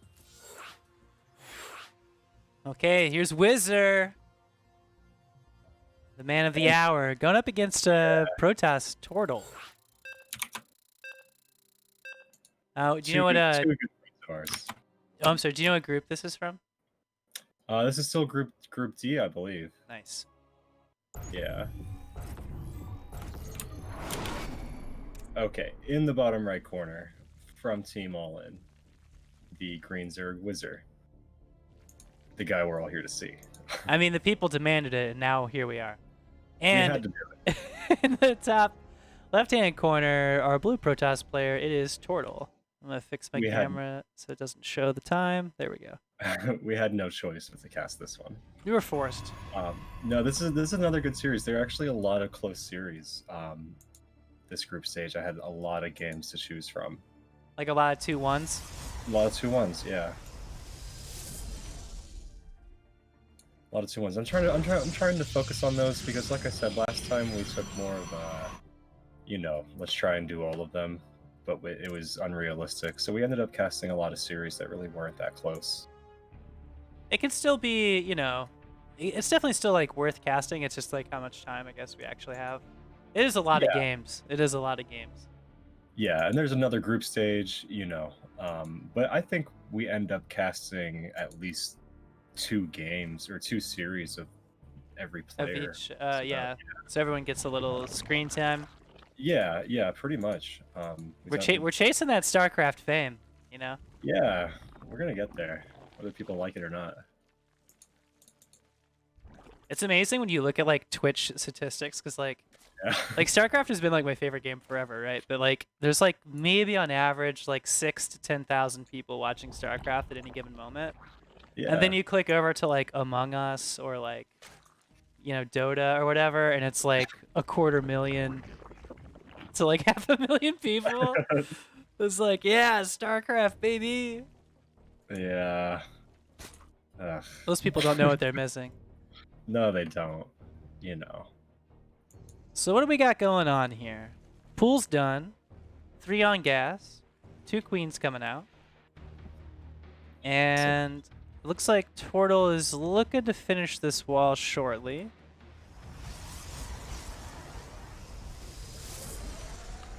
I'm looking at so now he finally put the 3 probes into his gas Tortle. Okay, right. He's saturated, but he's got a nasty supply block on 23 here. Yeah. I wonder. Okay, there is a pylon in production just now. That actually kind of really hurts. I mean, his Nexus was coming in, so it's just like a little bit. It's more of a hiccup than a mistake. Right. So he can recover from that. Adept first will be the choice into a Robo Bay. Yeah. So are we gonna see Adept Printer? Lim's still chasing around that probe. So there's no Twilight yet. I do like the second pylon to reinforce what is normally an Artosis pylon here for Protoss. However, it is directly next to the one. These 2 pylons are directly against each other, meaning that if a Zerg biles in the center, they can actually hit both pylons at once. if he were to go Ravengers, which it doesn't look like that's the call. He's going to go Banes. That's a good observation. But you're right though. He does have the Baneling Nest going down. Banes are good against basically everything. Maybe not Archons. Yeah. But man, Banes are so damn good. Every time I play Zerg, I'm like, I just want to make Banes. You're making Thors, great, Banes. Siege tanks, whatever, Banes. That just means I need more Banes. Yeah, it just means I just need to invest harder into Banes. I mean, a lot of Banes for this one. It works, dude. I swear. They're so good. Okay, so Adept is gonna shade in, and he might lose this Overlord over here at Tortle's second base. Looks like the Adept gets a shade and gets out of there. Yeah. I don't see it. Where is it? The Adept's in the third now, but now it's kind of. Yeah, he's gonna. Yeah, he got away. He got away. Yeah. Did lose the Overlord. And that kind of just happens once that observer comes out. around this time, it's pretty normal. Wizzer comments that a Nexus and a Command Center give so much more supply than a hatchery. It's not fair. You know what? I couldn't agree more. Could not agree more. Scouting Overlord, he's gonna see the Twilight researching, and he might be hip to the fact. I mean, you see a Robo plus a Twilight, plus he hasn't pulled off gas, plus the Twilight's researching. I mean, it's gonna be one thing. And we've got an Immortal out already. Something nasty is coming. Did he build a Prism? He doesn't have a Prism yet. That's really key to the Adept Printer build for the quick reinforcements. Now, Wizzer is supply blocked on 74. This is interesting because he's also getting a Robo. Okay, he got away from it. Okay, so maybe a Disruptor follow-up? Yeah. That's a lot of things. Is he going to commit with these Adepts? Looks like he wants to get out of there. He needs a Prism, and he needs like 10 more Adepts here. How many gateways is he on? He's only on 4 gates. Yeah, he's working on Stalkers back at home. Usually, just from a Protoss perspective, you would see like 6 or 7 gates if you're going to go all in with the Adept build. Looks like he wants to get out of it, though. He's going to make an Observer. And he was making Blink for a second and then canceled it. But he did Chrono the Twilight, so maybe thinking about doing Charge instead? Well, the composition that Tortle has right now, I don't think he's going to want to attack into, like, Ling Bane like this. I mean, he's got Stalkers and Immortals primarily. This would work. It would work with Sentries. Right, yeah. But with no Sentries... He's going to have to add something to this army, or it's going to get surrounded. Hey, you know what rolls off the tongue? Artosis and Tasteless. You know what doesn't quite roll off the tongue? Flapjack and Vulnox. Well, that sounds pretty good. Oh man, it's like that's it's like some limited edition cereal that like has like nails in it or something. Flapjack and Vulnox. Sounds like it sounds like industrial and low class. It may not go down easy. So many links. Okay, Stalker and Mortal, the last thing you want against this many links. Oh man, Sentries would just be so good here. And he's pulling back. Wizard pulls away, maybe to get these Banes in with it. Yeah, with the Banes with it too, it's going to be even worse for Tortle. I think. Oh man, he needs a Prism across the map so bad if this push is ever going to work. I mean, there is a Colossus coming, which definitely helps against the Lings and Banes. There's a ton of bangs on the. He's morphing in 22 bangs. Oh my god, and +1 is getting there, not quite done. Okay, now Sentries come in. Okay. Yeah, I mean the Colossus is definitely gonna help here, but like. Sentries are the frosting on this cake, though. If you can just zone all those melee units away. And then you have extended thermal lance stun, and you just outrange them. It's amazing. But the thing is, I don't think Tortle needs to be aggressive here, as far as I can tell. What's the worker count? We're at 56 drones, 59 drones to 56 probes. Wizzer says nuts to this, and I think he wants to try to counterattack. So it looks like a huge run by him. Is this just gonna turn into a base trade? Or is Wizzer gonna fall back? just come back. Yeah, Protest is on creep now. Has this observer, he's able to clear some of this creep. +1 melee is done. Ooh, Nice force field. Could have been better, but wasn't bad. That Colossus is exposed, needs to step back. Banes come crashing in. And there's Mutas on top of everything. Wizard, you dirty dog. Wizard does clean it up. Now, Wizard, well played there. He did lose everything except for the Mutas. Now, can he get some damage in with these Mutas? Survey says that Colossus is dead for sure. Yeah, that's another Here's the Prism, but unfortunately the army is pretty much done for.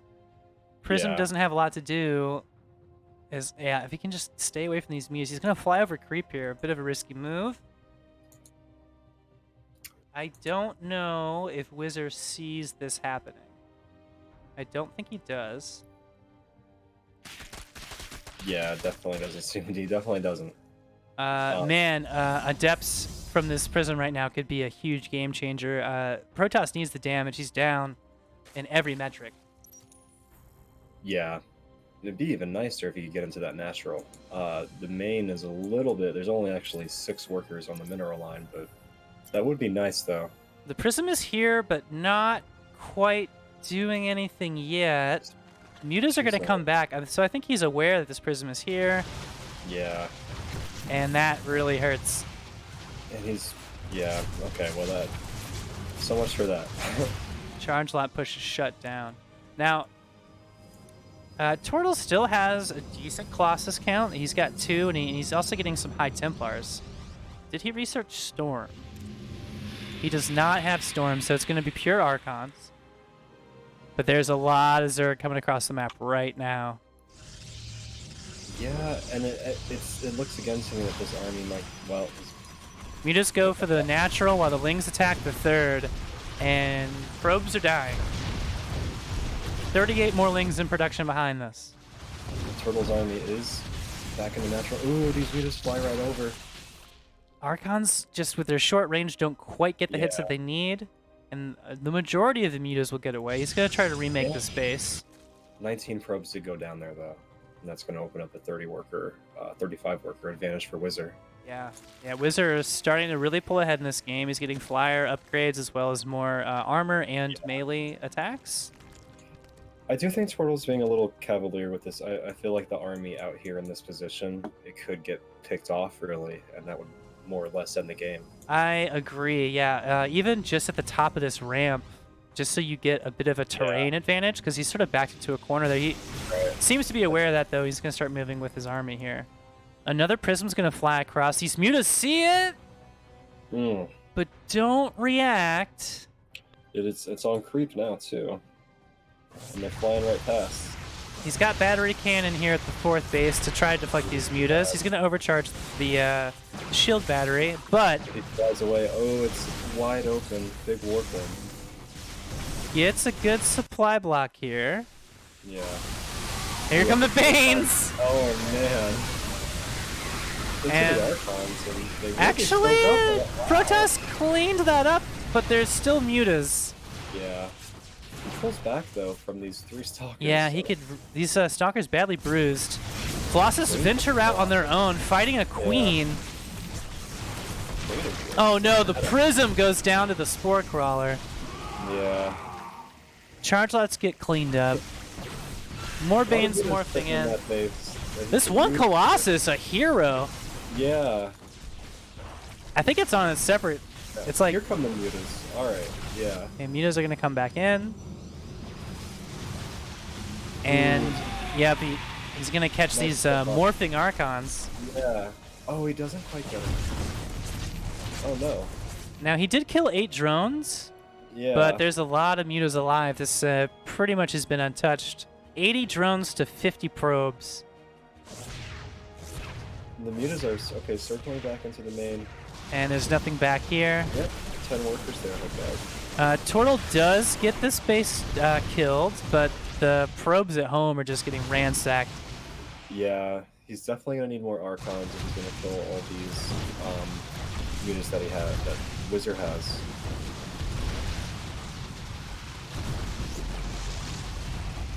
Tortle does have a recall. He's got a Nexus full of energy here. 2 Nexuses full of energy.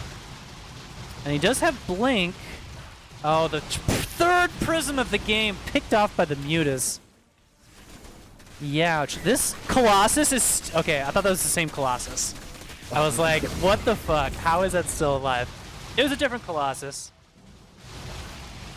Yeah, and Mutal... Yeah, these Mutas are pretty much uncontested here. Yeah, and plus Wizard was able to make a whole bunch of Wingbane and take out the army. GG well played is called, and Wizard takes game 1. Tortle found himself, and this happens to Protoss all the time, where you're focusing on a ground army. You know, you've gone Robotics Bay, you've made Colossus, you're doing this type of composition where you don't have a Stargate. And then your Zerg opponent goes Muta, and what can you do? You can make Blink Stalkers, which are like okay against Muta, but not great. You can make Archons, which are amazing against Muta, but they'll never get in range. And with no Phoenixes, the Mutas can just outmaneuver you. Right, right. Now I feel like when you get to the point where it's going to be, you know, an actual army versus army encounter, that's when the Archons really fight. Or like really shine, you know. Absolutely, and especially if you can, like, go ahead. Sorry. It just seems like as the Zerg, you can never make enough Mutas to actually kill Archons in a straight up fight. You know what I mean? Yeah. Yeah. You need Biles or even like Hydras or Lurkers or something. Yeah. Like 5 or 6 Archons, because it seems like they can kill like infinity Mutas. Or I guess as a Zerg, the last thing you want to do is to be forced to make your Mutas fight those Archons, because it's just a terrible trade. Yeah. All right, so we're heading into game 2 here, guys. And up 1-0, representing All In the bottom left corner, it is Wizzer. And in the upper right-hand corner from Team U of M, which I embarrassingly cannot remember what that means. It is our blue Protoss Tortle. University of Michigan? Oh, he has the Carbot Zealot. I love that. I definitely have heard it before, and I know what it is, but I can't think of it. I'm so bad. I have terrible memory when it comes to the names of the clans. U of M standing for the Ulcer of Mayonnaise. Ulcer of Mayonnaise, of course. Oh, it is University of Michigan. Tortle, okay, thanks. He confirms in the chat. Right. Also, thanks for the follow, Hardrail. Appreciate you, man. Welcome to the stream. I knew it was either University of Michigan or Ulcer of Mayonnaise. I just couldn't remember which. I only know that because I'm originally from near Toledo, Ohio. So, like, the Ohio State Buckeyes versus Michigan Wolverines is a thing. College football. Something about mayonnaise, but okay. No, I was talking about college football. Also mayonnaise as well. All right. We do like our ranch dressing in the Midwest. Okay, so hatch first from Wizzer. Gateway first from Tortle. Yeah, I'm not seeing anything out of the ordinary just quite yet. Gets the Nexus at a decent time. The only thing that I noticed, and I think this is because I actually do this wrong, but he did take a gas before expanding, which makes it means that you can immediately build an Adept or a Stalker when your core finishes. Normally, I opt to, and I might be doing it wrong, but I try to get the Nexus just a little bit sooner, and then take my gas. But so Tortle has a bit of a different game plan there. Okay. What do you think that might indicate? I really don't know. It's pretty standard opening. He can go anywhere with that. Okay. Gotcha. Yeah. Just has a little bit more gas. Can help him, get tech a little bit sooner. Also worth noting that the APM in this game has been higher than the rest. Where these guys are averaging like 200 APM each. So, are they Smurfs? Is what I'm asking. Probably. I think most people are. Yeah, I think so too. Playing this tournament. So there's a third going down for Wizard. Another again, standard third timing for him. Tortle in chat says, "I've always been gas, then Nexus. Never tried Nexus gas." Yeah, it just it lets you get that second gateway a little bit quicker, or a cannon, or a battery, or whatever you need the minerals for. And then I usually go Adept first, and getting that 25 gas isn't too bad, even though you're getting the gas a little bit later. Okay, so little squadron things to scout. Yeah, and Tortle has the whole position adept in the wall, and they're not going to get really any information. So what's it going to be? With the adept, it looks like, to do his own scouting. Wizzer wants this third hatch, and he's just droning pretty much. I mean, he's getting ling speed, but it's all drones. Yeah, it seems to me like both players are building towards at least like a 3-4 base play here. I'm not exactly sure. I mean, Tortle here has a Twilight and a Robo done. Charge is a third of the way through. Possibly we see him pull probes off a gas, go into like a Marjorie style. Yeah. We'll see if he slaps down a bunch of gateways or if he just continues to macro off this. He would need to build a lot more production here soon, right? Yeah, he would need to slap down like 6 gateways and get a prism if he was doing that build specifically. Since he's building a Stalker here, though, I have a feeling that's not going to be... He's not going all in with this. Yeah, and I see he's moving out with just these 2 adepts, just as like a scout, it looks like. And they immediately... Oh, they get caught by these lings, though. Yeah. Good reactions from Wizzer here. Good positioning. That was not great. Yeah, and the bad thing there is they didn't even really scout that much. Yeah, they didn't see anything. What could they have seen? I mean, if they'd shaded into the main, they would have seen that we're getting up to layer tech. I think that's the main thing. Yeah, they wouldn't have seen much. 42 probes to 46 drones. Two Evos going down now. He's getting a prism. Charge is finished. Prism indicates aggression, so... Yeah, I think you might be right. Because I also feel like, well, oddly, okay. Dark Shrine. Yeah. Okay. There it is. Now it's coming together. Okay. All right. So not rushing the DTs. Maybe just going to use them for Archons even. The window is. Oh, go ahead, man. Sorry. Well, just that we would either need more production or a third here at some point, like right now, right? Like one. Yeah. Now it's making sense. Okay. It's well, it looks like he might. Okay, he's gonna drop charge lots here at the third. You could go for DTs. I mean, what's the detection looking like? There's spores going up. So Wizzer is hip to this. Has he seen the Dark Shrine? He has not seen the Dark Shrine. No, he hasn't. But that's a very timely spore, though. That's for sure. As that is finishing right in time. DTs are gonna warp in just outside the third base. Yeah, not a lot of units here, though. Definitely not in position. Actually, only 11 lings on the map at all. Could really use a round of roaches here. Yeah. Okay, so there's a couple roaches coming in. Yeah. But this third base is in shrubs. Now he has detection with this spore. If he can kill the spore crawler, I don't think he has any overseers. Oh, but he did morph the DTs though. Yeah, but the second Archon morphs a little bit late. Yeah. It might still be enough though. Yeah, with only 5 roaches there, that's not much. One Archon's a little weak, but of course they do get the bonus damage against biological. Came right back. Oh, to fight. Prism moves forward. More DTs coming in. He's got to kill this spore. This third base is in big shrubs. Now he's just going to sacrifice a third, and I think that's actually the right call. I mean, well, it's the only call now. Okay, good amount of roaches at the ramp. Morphing into Ravagers. Hopefully for Wizard they get up in time. They are going to get up in time. Okay. Cancels a few roaches in the eggs there. But he does have a charge lot problem, and it's coming his way. He doesn't have mobile detection, so he has to fight near a spore crawler if he wants to engage these DTs. Ooh. Yeah, he might not realize they're DTs are chewing up this roach army. Tortle coming through. And he's taking a supply lead. That's devastating. GG is called. Wizard doesn't have the Overseer. Types out GG. Well played. Wow. Yeah, I don't think maybe he realized that there were DTs chewing him up until it was already happening. Yeah, it doesn't seem like it. And yeah, I definitely stand corrected there. But I thought Tortle was actually going to go for the third and everything. But the DTs worked out really well. I didn't think the DTs would work out that well either. I didn't think that game was going to go that way at all. Right? I mean, Wizard preemptively had the Spore Crawlers down, right? Like, he had zones of detection, but the fatal mistake maybe not making that Overseer.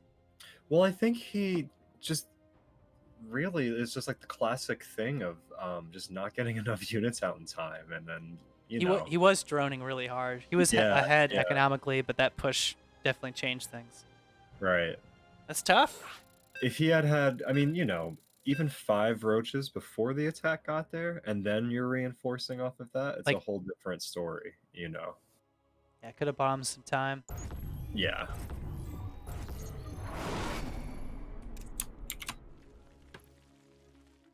So we got a tied up series, guys. We're casting the Cauldron's Hex Group D, and we're tied up 1-1 in this best of 3 in the top left corner. From All In, it is Wizzer, our Zerg player.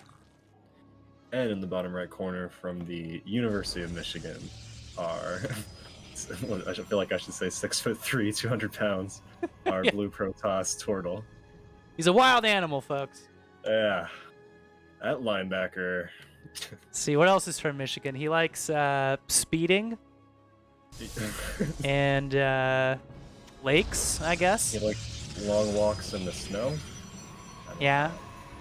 Ice fishing. That's what they do in Michigan. I feel like that's more like Alaska than it is Michigan. It's the same thing to me. I live in the South. Wait, where are you from again? I forget. North Carolina. North Carolina. Are you like? Are you near Charlotte? No, I'm actually on the other side of the state. I'm a lot closer to the coast. I'm heard of Southern Pines? I mean, it's not a big town, so you probably never heard of it. So. I will say that the golf is big in that whole state, and the whole Tiger Woods thing makes a lot more sense now. I love golf. Yep. You probably have dope golf courses all over the place out there. Yeah, we do. Good cheap golf, and that's the best thing about North Carolina. Good cheap golf. Good cheap golf. Nice. I love that inexpensive golf. It can be an expensive game. I mean, isn't golfing as a sport like almost a bit of a status symbol of wealth in general? I mean, you got to have like a caddy and all this land. Yeah, me and my surf go down to the country club. And then you got me and Vulnox sneaking onto the green with 40 ounces of malt liquor, like jumping the fence, trying to putt real quick. Cheap golf. Okay, so we got an Overlord from Wizzer. Just gonna blatantly fly right over the wall here. Again, so we're on Death Aura, and this pillar is too far away to really see what's going on, so he's gonna go ahead and risk it.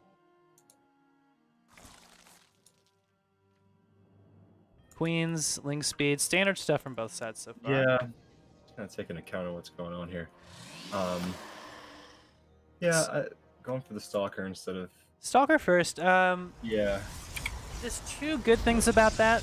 One, Stalkers being an armored unit, they can handle Banes a little bit better if you're worried about getting busted. And 2, he can pick off this Overlord, but it delays all the other tech, spinning that gas on that Stalker. Yeah. Now here comes a proxy Stargate. I was just gonna say, I've heard before that Stalker indicates there might be a Stargate. There it is. Yeah, I guess so, because that makes sense because you can deny the scouting. Right. Do 4 Lings kill a Stalker if they get a surround? He's got the surround. They do, don't they? Oh, he can't afford to lose this unit. Yeah. Okay, gets away. And the classic proxy location here. Shield battery going down. That's interesting. There's an extra queen in production, but I imagine he's going to send this over to the 3rd base, so it won't be here to help against what I'm assuming is going to be oracles. It's a little too far away for, yeah, it's going to be oracles. I think that's going to work out pretty well. Yeah, Wizard doesn't have anything for it yet. Yeah, last game Wizard did not make Spore Crawlers until maybe 5.5 minutes into the game. It was pretty late, maybe a little earlier than that, but yeah, I don't think he's gonna make any in time. Now, is he gonna wait for 2? No, he's not. He's gonna go right on in. Ooh. Okay, now he's got some drones. Okay, focus firing. You don't want to really fight this queen. Okay, he gets 6 drones. Yeah, You also don't want to lose the Oracle. Gets away. 7 drones, that's good. I think he also had perhaps an Adept over here at the 3rd base, but I missed it. Now, I'd like to see the Oracle maybe go to a different expansion. I'm not sure if he's... He's got to get a little more energy. Yeah. 2nd Oracle here, though. Charge on the way. Yeah, 2 Oracles in this natural would be a really tough situation for Wizzer. We'll see if he can maneuver his way in there. Yeah, you know, he just saw that his opponent has gone Stargate, but there's still no spores or really much anti-air. He has roaches. And that's he might think there's just 1 Oracle as harassment, you know. Which, I mean, this is just harassment. But... Right. And, okay. He's gonna queue him up. More drones falling. Ooh. Tiny bit of wasted energy, but he does still 7 drones there. So here's the thing. It is a little weird to micro oracles because when you right-click the drone, it's like they used to just zap like kill, kill, kill, and now it's like they hesitate a little bit. Right. And when you retarget, they hesitate a little more. And so you find yourself like under fire trying to get as many drones as you can. And it's like hesitating on you. It's like, yo, guys, please get with the program. Pick it up. All right, so what's the deal? Wizzer has a Overlord in position by the Protoss main base. Yeah, Spore Callers are up now, though. So Wizzer not losing either of these Oracles, though. Right, so he'll still have some Stasis Wards and other Revelations for later.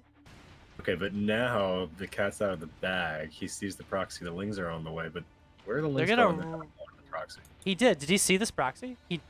Yeah, because of the Overlord. Yeah, he did. Lings don't even care, though. No, they don't.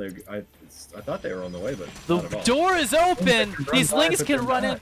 Okay, that pylon is so clutch. Okay, he doesn't even care. He's gonna just go as deep as possible.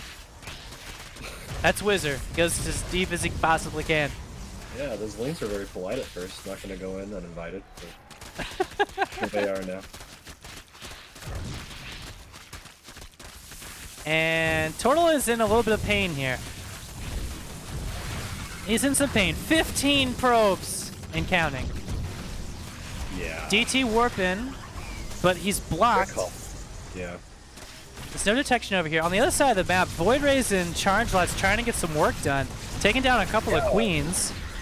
The thing is, this little interesting mix of tech with the DTs and the Void Rays might be kind of an equal combination. With Charge Lots on top of it, right?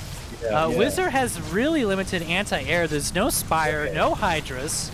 And so he's having a hard time detecting it on offense against these DTs that Tortle has on defense. And these Roaches just have to run through a rain of Void Ray piss to get anywhere.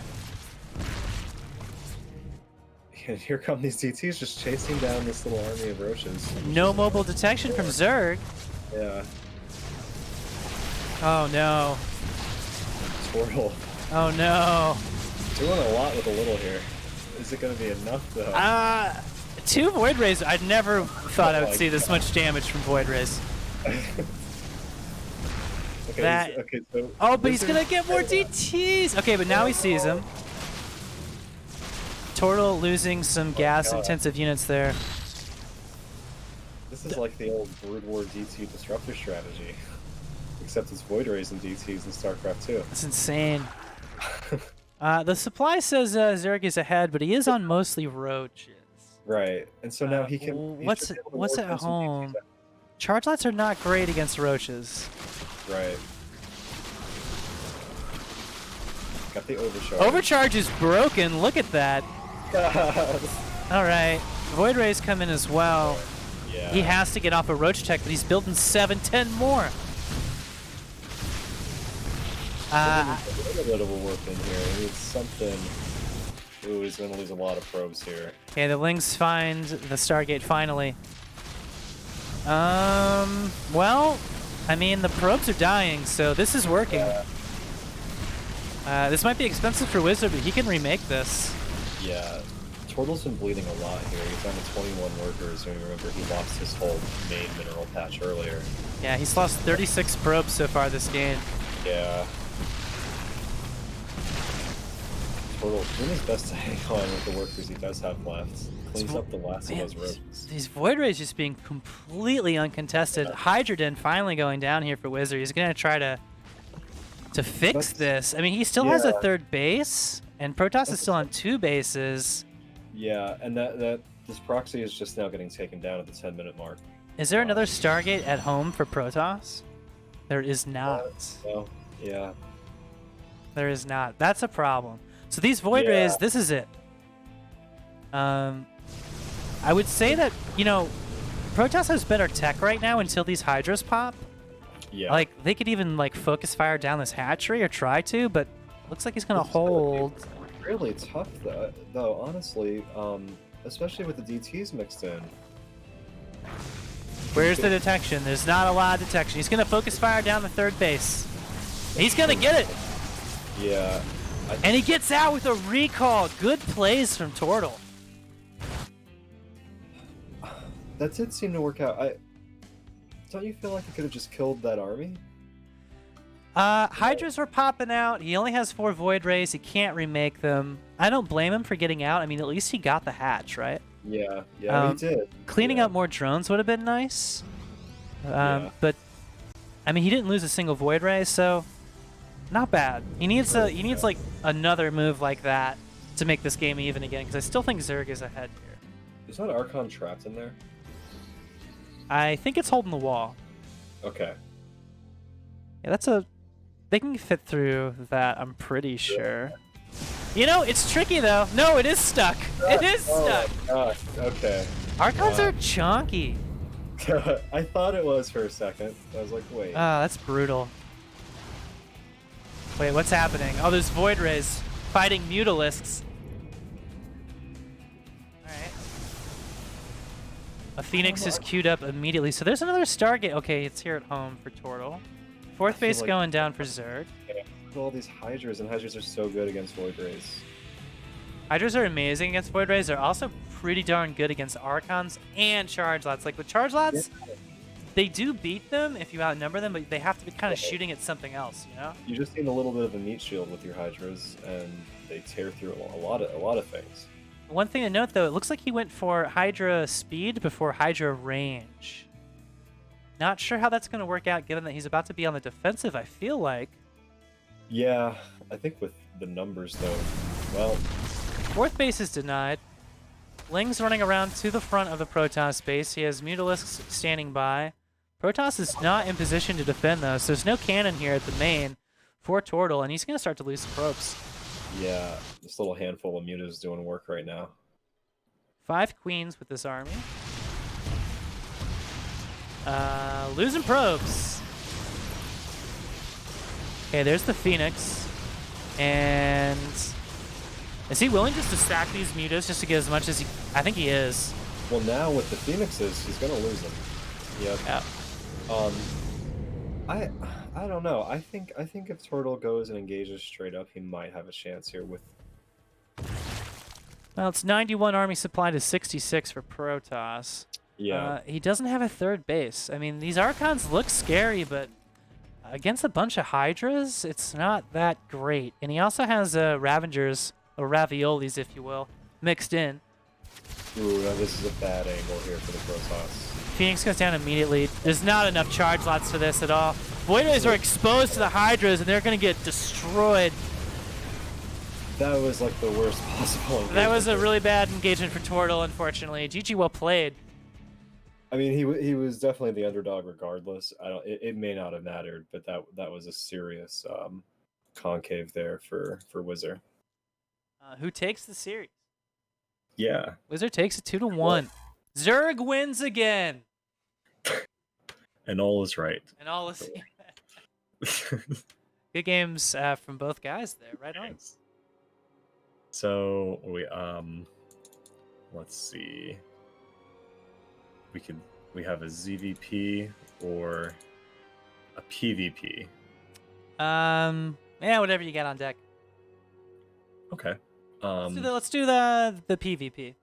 Let's go all Protoss, and then we can finish on a good ZVP. All right, let's do it. This is Ding versus Bishop. And I think that This is the first time both of them have played in the Cauldron. Oh, nice. Yeah. All right. That's pretty cool. Always appreciate new players. Oh my god, the first match is a PvP on Oxide. I think the nastiest cannon rush map of the new maps, man. I would love to see. Okay, hopefully we see some cannons in game 1, you guys. All right, I'm hoping so. As long as I'm not playing, love to see cannons. All right, guys. So we're casting the Cauldron Hex Diamond League tournament. We're in the group stage here, and we're starting off a brand new best of 3 for you guys here. In the bottom left-hand corner, our yellow Protoss player, Ding-a-ling. It's Ding. And in the upper right-hand corner, our purple Protoss Bishop. BebopByshop. BebopByshop. What's his little picture here? Is it like right, left, or does that stand for red lizard? Okay. Red lizard, but it's a green lizard. Bishop is in chat. It me. All right. PvP, man. Oh my god, especially on this map. Who's gonna do it? Who's feeling disgusting? Okay, we got. Oh man, they're both gonna do gateways. Look at Bishop's kind of odd placement here. Yeah. I like this because I don't think a normal probe scout will see this. This would make you think that you're being proxied when you're not. Clever, Right. clever positioning. React. I lost my cork here. I'm trying to recover. I might just have to drink the whole bottle, man. Yeah, it's not really a good look. Yeah, just jump the fence, play the back 9 after this, you know? It's Some of that cheap golf in. It's still a little early in the week to just start going straight from the bottle. But It's Thursday. It's kind of late in the week. Come on, man! It's Thursday night. This guy goes golfing with a switchblade. Look out for Vulnox, guys. He's tricky. Golfing with switchblade. Well, you're jumping the fence, you know. You don't want people run you off the property. There are a lot of geese out there, you know. That too, yeah. And geese grease and whatnot. Hate that geese grease. All right, so what's happening here? We got 2 gateways coming up from Ding, whereas Bishop is staying on 1, which makes me think he wants to expand first. And as we know, you know, the first Protoss to expand into PvP typically dies. Not all the time. If you can hold that first push, you're in a great position. It's going to be Stalker Sentry from Ding,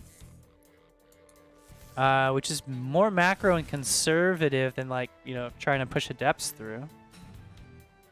And while he's still in 1 gateway, BebopByshop's going to take a Nexus. Yeah. He pulled all of his drones off the gas for quite a while there. Interestingly. So it seemed like he went for the double extractor and then decided to change his build? Maybe? Perhaps? I don't know. Bishop's slowing down the expansion here for Ding with the pylon block. I actually love this gateway positioning from Bishop. This would, I mean, did Ding never saw this gateway. So he's like, what the hell are you proxying me? Like, what's happening, you know? Yeah. And that's what I do really like that as well. We have seen a couple of other players do that in the Cauldron, sort of hide, even sometimes behind the mineral patch in the natural sometimes. Right? Yeah. Which is funny because, like, you'll see Terran do that. Like, sometimes Terran will build their barracks in the back of your natural, and your first scout just won't see it. Now, you're Zerg, so you're going to see everything because you're, you play Zerg, but as a Protoss, it gets rough. Okay, so both players are going to go with the Robo. Okay. Where is the Robo? Okay, so Ding sees that Robo. And where's his? Okay, Ding sees it. But Bishop does not see his opponent's Robo. So he just went for a blind. I think that's interesting because Stargate is so powerful right now. I mean, It does take a little bit longer to get it started, but it's a hard counter. It's a hard counter to Immortal play.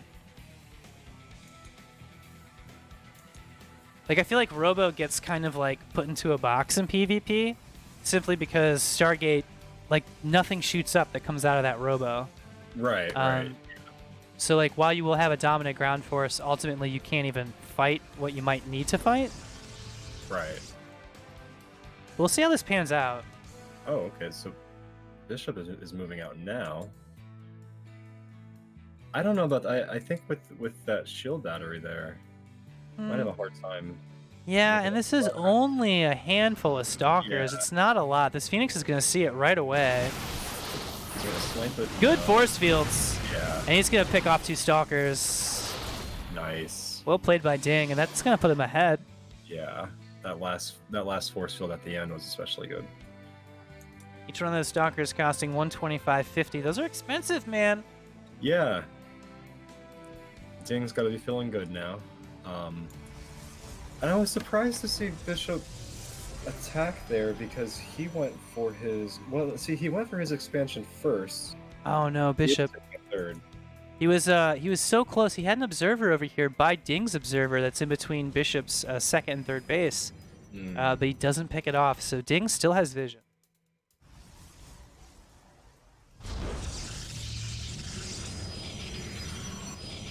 Third base going up for Ding. Yeah. Slightly behind Bishop's. He does have 10 more workers, though, somehow. And Ding has 2 observers out, and that's good stuff. I mean, he sees these stalkers are at home. Yeah. It's, you know, Stalker and Mortal. Charge Lot is a good hard counter to this on the ground.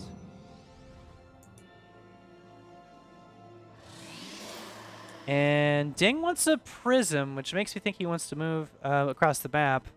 Did he see this move out, though, from Bishop? And is Bishop going to commit to this?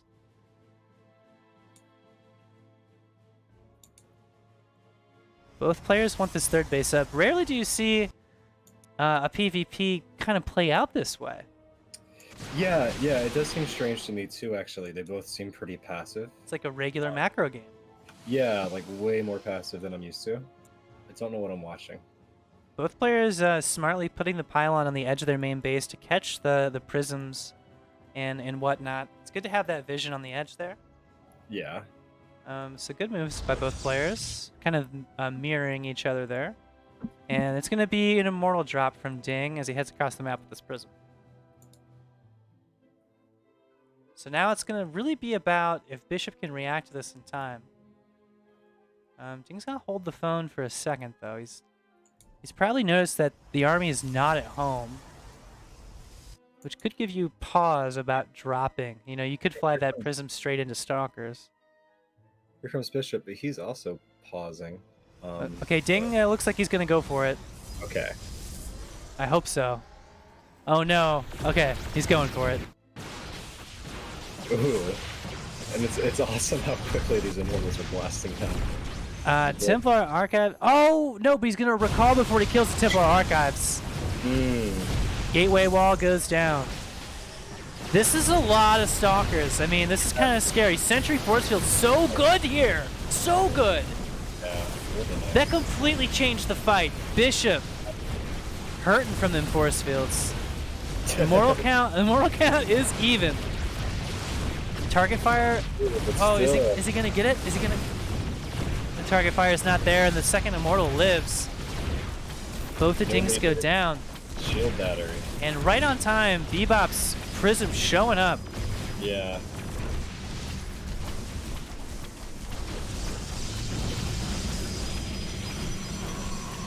I think that is gonna shut down this push. At the You're end right, that will... Go ahead. Oh, I was gonna say at the end of that Ding is up 7 workers. Yeah, and it was pretty cool what he's able to do with those force fields there. It almost seems like Immortals should be able to break those force fields. I mean, Archons can. Yeah. Yeah, the force fields just... I mean, he was outnumbered, but if you can cut the army in half... Yeah, I guess they're borderline. I think not quite big enough. The one tragedy of that, I think, for Ding is that he didn't finish off the Templar Archives. He had it down quite a ways. I mean, like 2 more volleys from each immortal, and he could have shut down this tech path, but didn't quite get it done. He had to get home to defend, and he did hold. So I think part of that was Bishop, like, I mean, he doesn't have blink, does it? No, he doesn't. And that would have been an area where that would have been really sweet if he had blink right there. I think this might be a way different game. agreed. I think seeing all those sentries, he might have wanted to adapt to that. 7 Archons for Ding, only 2 out for Bishop, and he might be in a world of hurt here if he doesn't get some units in ASAP.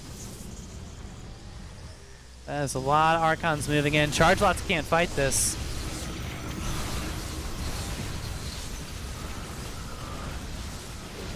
They're so chunky, it's hard to move them around, but it doesn't seem like it's going to matter. Well, they can just chew through everything too. I'm a little worried for Bishop here. He's used his overcharge as well. Yeah, and see how weird the SimCity makes this fight. But yeah, the gateway placement was kind of random, wasn't it?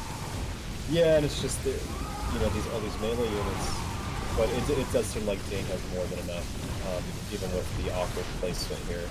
I wonder if this would have been different if the gateways were here as a wall with a 1 hex opening. Yeah. I mean, for one, the Archons wouldn't have been able to get through. Of course, they could have just gone around. And there's a lot of charge lots here from Ding. He's got double the supply, double the workers. Yeah, it looks like Ding is gonna charge right through here. That almost looked like a fight from Warcraft 3 or something. If you've ever played that game, where you have like a lot of. You ever play that RTS? Yeah, I played some Warcraft. Yeah, sure. yeah. It kind of looked like that to me a little bit. All those melee units. It's kind of funny to see these compositions fighting each other. Oh man, he's trying to hold with the shield battery and this Archon.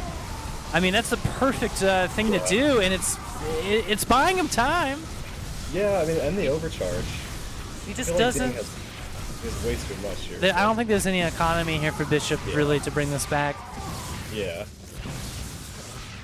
Hardrail in the chat says, "Wow, Protoss OP." Look at this big Artosis pile on here. That's nice. This is GG. I don't know if there's any way.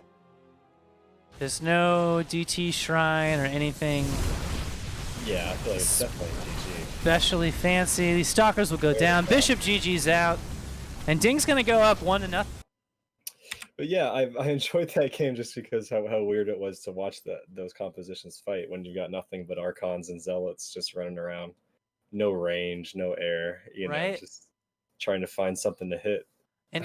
And Vulnox, you had a good point about the SimCity at the third base. I really do wonder if those gateways were walling off between the rocks and the wall here. If that would have been different, just even if you just create like a single file funnel, it might be easier to engage as opposed to having all those Archons on top of you right away. Either way, though, GG, well played. Good game. So that was okay. So now we've got a game on Submarine. All right.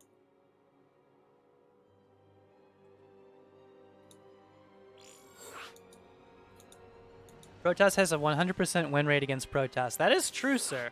Or 0%, depending on how you look at it. I didn't know that. That's what Hardrail is saying in the chat here.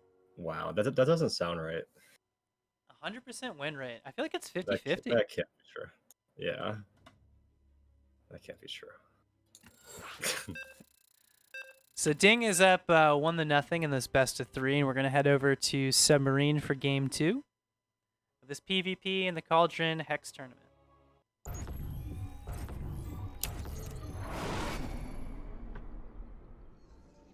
All right, and in the upper left-hand corner from Red Lizard, our purple Protoss, BebopByshop, like a tongue twister. He's a Bebop. And in the bottom right corner, our yellow Protoss player, it's Ding-a-ling.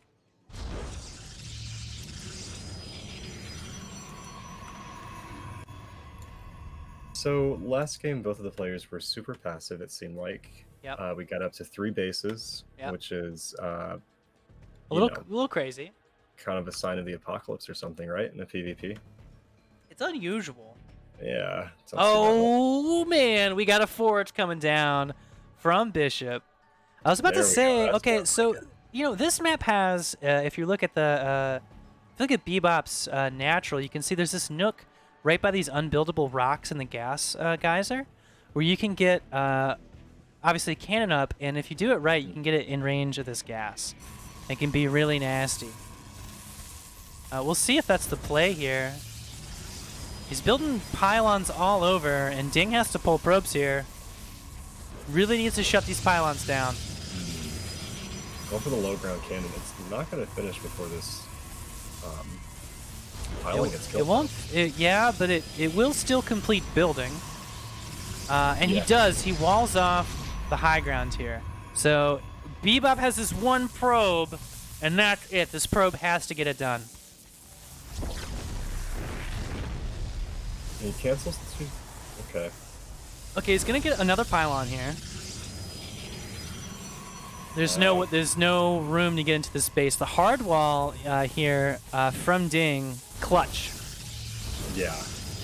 He just has to. Really, he needs to kill this probe, and then he's got to get rid of these pylons. Ooh, okay. This one's gonna finish though, and that's gonna push those guys away.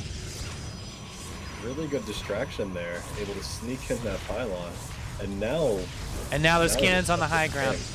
Yeah. Now Ding here could try to make their own forge and kind of play reactively to this, but they're gonna go for a core. Yeah, okay, does Ding have a probe out on the map? They don't. And they're hard-walled in, so they can't build another Nexus and then recall their probes, which is dangerous. His opponent's gateway is building right behind his mineral line. Cannons are going up. Is Bishop doing this? I think Bishop might be doing this. It looked like it was about to get shut down. It did. I thought for sure it was shut down, to be honest. Don't ever ask me what's going to happen in a game of StarCraft. I think he might be doing this. Shield batteries would be super clutch from Bishop here to try to hold this down. Zealot warping in right behind the mineral line. One Stalker to defend them all. I mean, without a He's picking off probes. Yeah.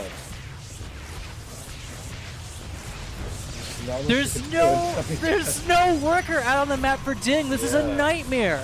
He can't get out of this situation at all. The Zealot, dude, this is GG. I think Bishop's done this. Yeah. Bishop only has 18 supply himself. But... It almost doesn't matter. He's got this. Yeah. Okay. These two batteries, though, are clutch. If he can get rid of this Zealot, get rid of this cannon, he's got probes attacking his probes. 4 workers left for Bishop. Man. 16 workers have gone down so far. Yeah, Ding is... Bishop's done it. Yeah. He's got 3 Stalkers. Well, okay, he's going to take out that cannon. Alright, he's got that cannon. There's no battery. Oh, no, good 3 Stalkers. Oh, but he's in range. Yeah. He's got a... Oh, my God! He doesn't have any money. Oh, man. GG, Bishop. Really good game. Pulling it off. The clutch move here is this hard wall with this pylon, man. That was such a good move. Trapping your opponent. What a contain. What a rush. That was great. Good cannons. That was. Print F would be proud. All right, we have Juggernaut. Have we played any on that game or on that map today? I don't know. I don't think so. Because I was going to mention that that Terran player Juggernaut Jason claims that this map is named after him. We all think think he's full of shit, though. I think it's just a coincidence. Yeah. This map is nasty, I think, when you have to fight against Zerg on it because it's so narrow. But in a PvP, I mean, this is probably the biggest map of the new map pool, so I'm expecting some Sky Toss here, but let's see what happens. I have no idea what to expect. In a PvP, I usually expect something dirty. I don't know what. I like the maybe proxy Stargate or something. All of those are viable options. Guys, we're tied up 1-1 in this series. And in our top right-hand corner, it's our yellow Protoss player. It is Ding. And in the bottom left-hand corner, our purple Protoss BebopByshop, who tied it up with an awesome cannon rush last game. Also sporting the classic skins. Yeah, I like that. Yep. I might change mine over. I didn't like it at first, but I will say the Nexus one is significantly better than I think both the Hatchery and the Command Center one. I like the Nexus one the best. Yeah, the Nexus one is really good. And like, the Archons are really good. Clean. There's a question for you, Vulnox, in the chat from Michi Tommy Poo Poo, who says, I have a question for you, Vulnox, about our games and the vetoes. Oh, okay. I saw something in the Discord about vetoes. Was there confusion about that, or? More just discussion about what the best veto system is. I don't know that we really reached any conclusions there, but maybe we should do a tournament where every single game is played on the same map. We have done that. Ghost likes to do that. Yeah. Oh yeah, and you've done that before too, haven't you? Like with Golden Wall or something? We've done that. Yeah, kind of similar to what Ghost does. Yeah, it actually is fun. We've had fun when we've done that. Because it really makes you like you have to take the map into consideration at that point, and we're all trying to grow as players. Yeah. And it makes it easier for vetoes and everything. Yeah. 2-gate core coming up from Ding. Bishop is proxying, so he's got 2 gates proxied. Cybercore at home. So even number of gateways now from both players, but bishops are across the map.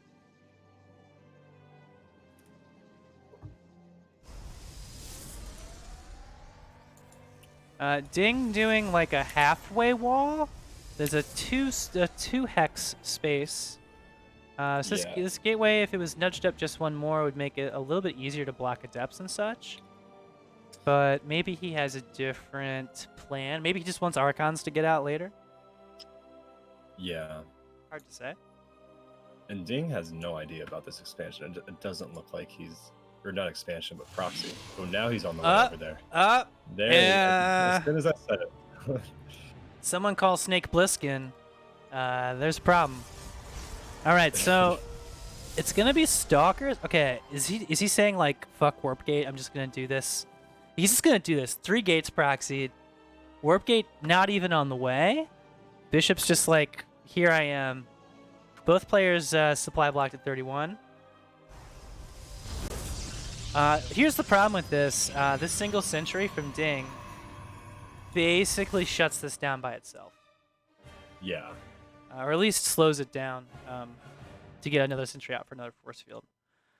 With no Prism, Bishop is...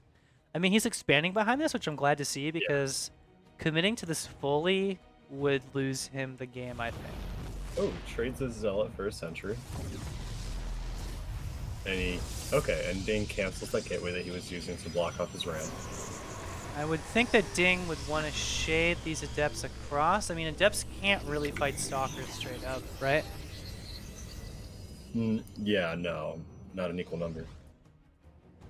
Michitami Poo Poo wrote a paragraph of a question in the chat. We'll address that after this game for sure. It's totally cool. I didn't mean that to be like condescending. I just didn't know. Oh no. We got some action here. Yeah. If Ding could just get these Adepts across the map, I mean the counter pressure could be huge. There's no wall from Bishop or anything like that to stop it from happening. Ding going for the target fire there, but didn't quite get the Stalker. Ding's Warp Gate is done. Bishop's is only halfway there. And he's just making straight up Stalkers out of naked gateways. He's going to have 8 Stalkers here. Against Immortals, that's not good for Bishop. Yeah, that Immortals can be such a big deal. Here it comes. Ooh. And now you're about to lose all of your production as well. Yeah. Ding, looking good here. I'd like to see a target fight. Yeah. This is really bad for Bishop. Really bad. He has no gateways at home. He's gonna lose all of his production across the map. Yikes. He does make the really level-headed decision to recall those Stalkers, though. Good idea to save those. Yeah. Now, Ding is gonna, forget about killing the proxy. He's gonna go kill the natural. And as good as a decision as these shield batteries at the front are, the problem is that Ding has a warp prism, so he can engage wherever he wants to. Does he also have blink? He does not have blink. Okay. But he does have this prism, so he can look at this, be like, "Oh my God, there's a battery here," but he's also just got the numbers. Gateways are a long ways off here, still for Bishop, and he's in a tough spot right now, man. He really is. He uses the overcharge, but not enough units to overcharge. And that, the Immortal by itself makes a huge difference. He also just has way more Stalkers. So good decision by Ding to not worry about the proxy. Come straight to the natural. And Someone call Tony Montana, because those slots are going ding-a-ling-a-ling. He takes it 2-1. Oh, wait, Tony has the wrong gangster. Whatever. Good job, though. Ding. GG's. Good game. Good series. 2-1. Even a single gateway at home and Warp Gate being late there, I think, really cost Bishop. Trying to do a 4-gate, but doing it on 3 gates without Warp Gate and trying to expand behind it, I think kind of just put him in an awkward position. Right. Because you don't have enough production to be overwhelming with the army. Because I mean, I understand why you would do it, because you're trying to like split the difference between army and economy. But with a decision as drastic as putting all of your production across the map, I mean, you should be just pull the probes at that point. I mean, because you're pretty far all in. So I think he was trying to play like a middle ground there, which I understand, but I think it kind of backfired on him this time. Sorry, I was reading the question that Michi had. Mr. Tommy Poo Poo in the chat. Yeah, Tommy Poo Poo. Shitting on me in the chat. No, not really. There's a question about. No, he's a good dude. We had some fun games earlier this week. Yeah, no, I'm kidding. If I had the honor of picking first and chose the longest map that we had left, and you chose the second longest, I cheese the first 2 games on the long maps and macro the short. Kind of my own mind game. This is the type of advantage you're talking about, getting first and second.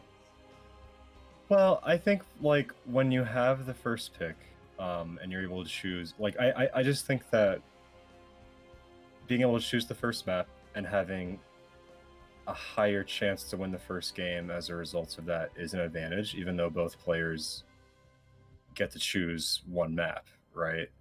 Right. So it's not like A gets, but I mean, I think also like you're assuming, Michi, that I went into that series with or any series with much of a plan. I was about to say.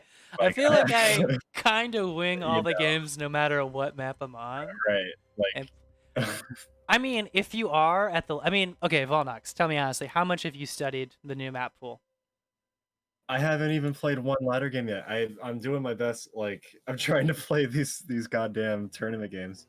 0. Okay, he's done 0 research. 0. I opened up each map one time in an empty game and like poked around, but I spent tops 20 minutes on it, and then I was like, yeah, it's just more map. They're just maps. It's the same. I'm not saying that I would like to. I really would. I will for sure. It's definitely important. Yeah. I'm just not that good, so I don't study the maps. But I think what Michi is saying is sort of doing like reverse psychology and being like, oh, you think this is a macro map that I'm gonna cheese? And totally, in tournament play, like you have to play differently than you do on the ladder, right? And what he's saying here makes total sense to me. I just think that even though, again, like if you do ABC, both players are choosing one map. The order doesn't seem to matter that much. I still think that getting to choose the first map and having the higher chance to win the first game as a result, kind of. In theory, right? Yeah. In theory, like having that advantage, if you can do that, I think is a bigger advantage than winning the second game, because it kind of frees you up to try something in the second game. That's how I look at it. Like if I'm ahead, then I can be more aggressive or try something weird, And so I think it is an advantage. Maybe that's subjective. I don't, that's just my opinion though. I guess the way that I look at it is like I would be more likely to cheese on the map that Right. you chose. I wouldn't want to be Okay. cheesing on a map that I chose because I feel like you would, Hmm. since I chose that map, you're like, okay, what does he have for this map? Whereas you might feel more comfortable on the map that you chose, and therefore there's perhaps, I mean, again, it's like you're you're like going against the meta, or like mind gaming the mind game sort of thing. Yeah, no, I hear that too. I mean, and it's not like I've, done some kind of research or something either. I'm just saying, I like having the advantage. Oh, we gotta. This is the wrong game. Oh, is it? I'm sorry. All good. We did this one already, didn't we? No, this was the last one to do. That's Clips versus Supersquare. This is the wrong game. The one that we just loaded up was not the one we were just doing, I don't think. I thought that we finished the series. Did we? Did we just finish? Yeah. It was 2-1. It was 2-1. Oh, okay, my bad. Yeah. No, it's okay. It's okay. Sorry about the confusion, guys. Yeah, no, that was okay. We're good. My fault.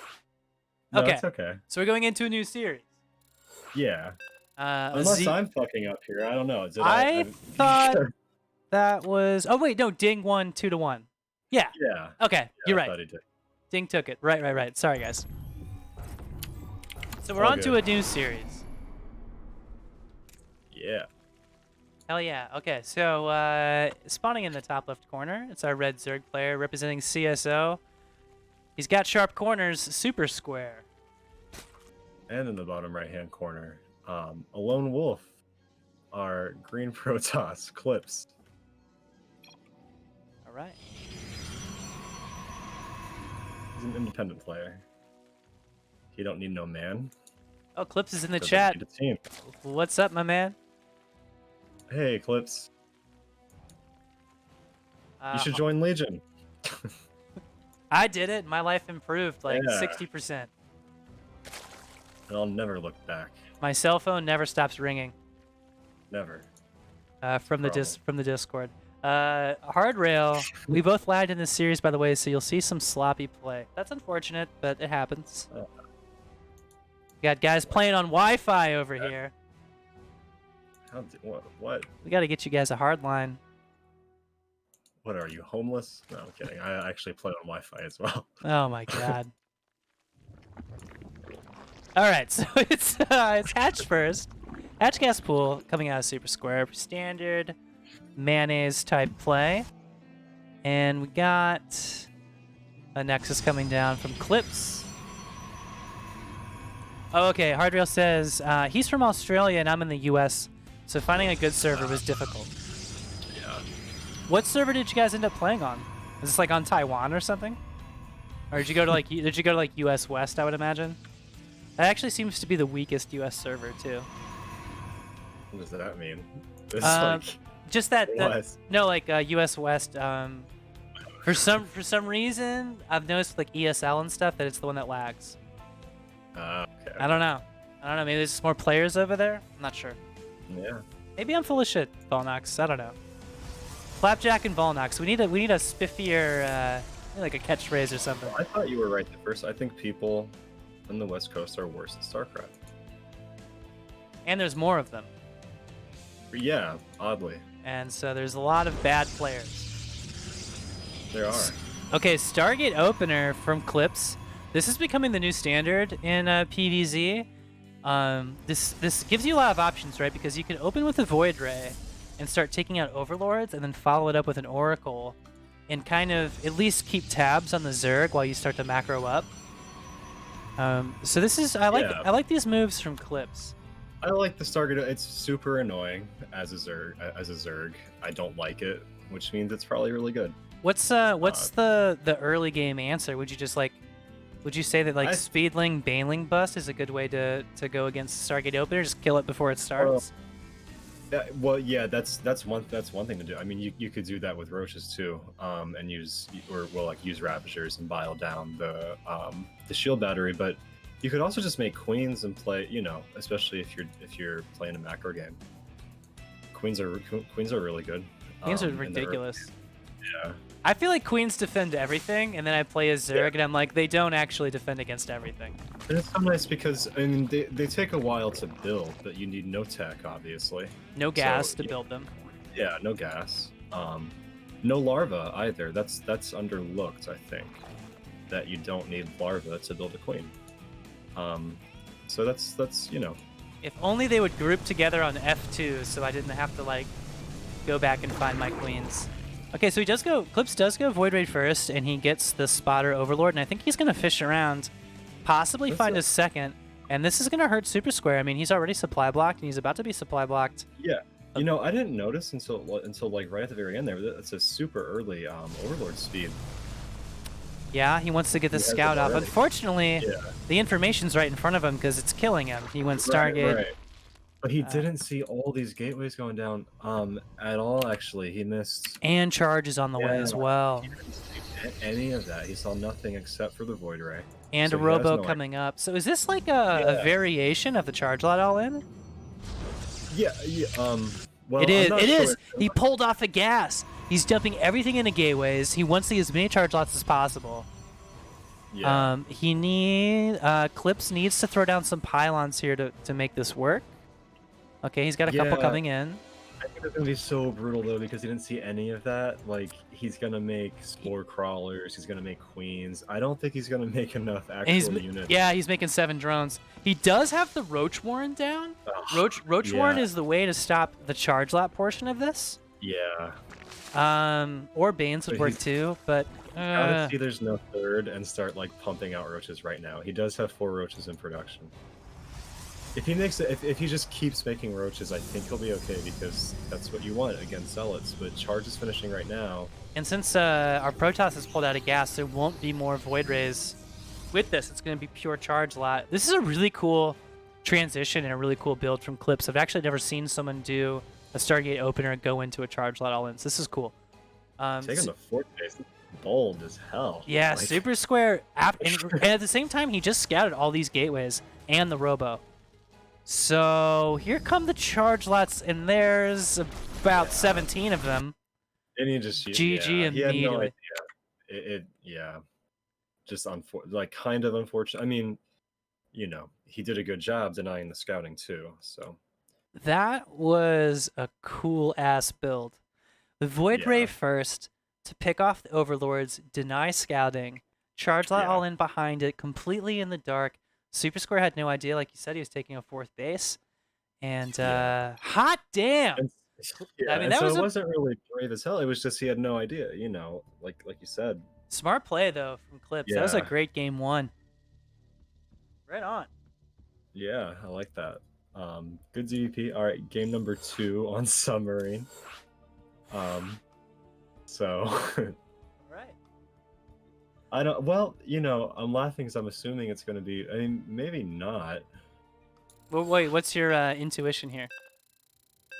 I mean, usually just because somebody chose this map, right? So, like, I feel like if you choose Submarine, you're going to do something cheesy.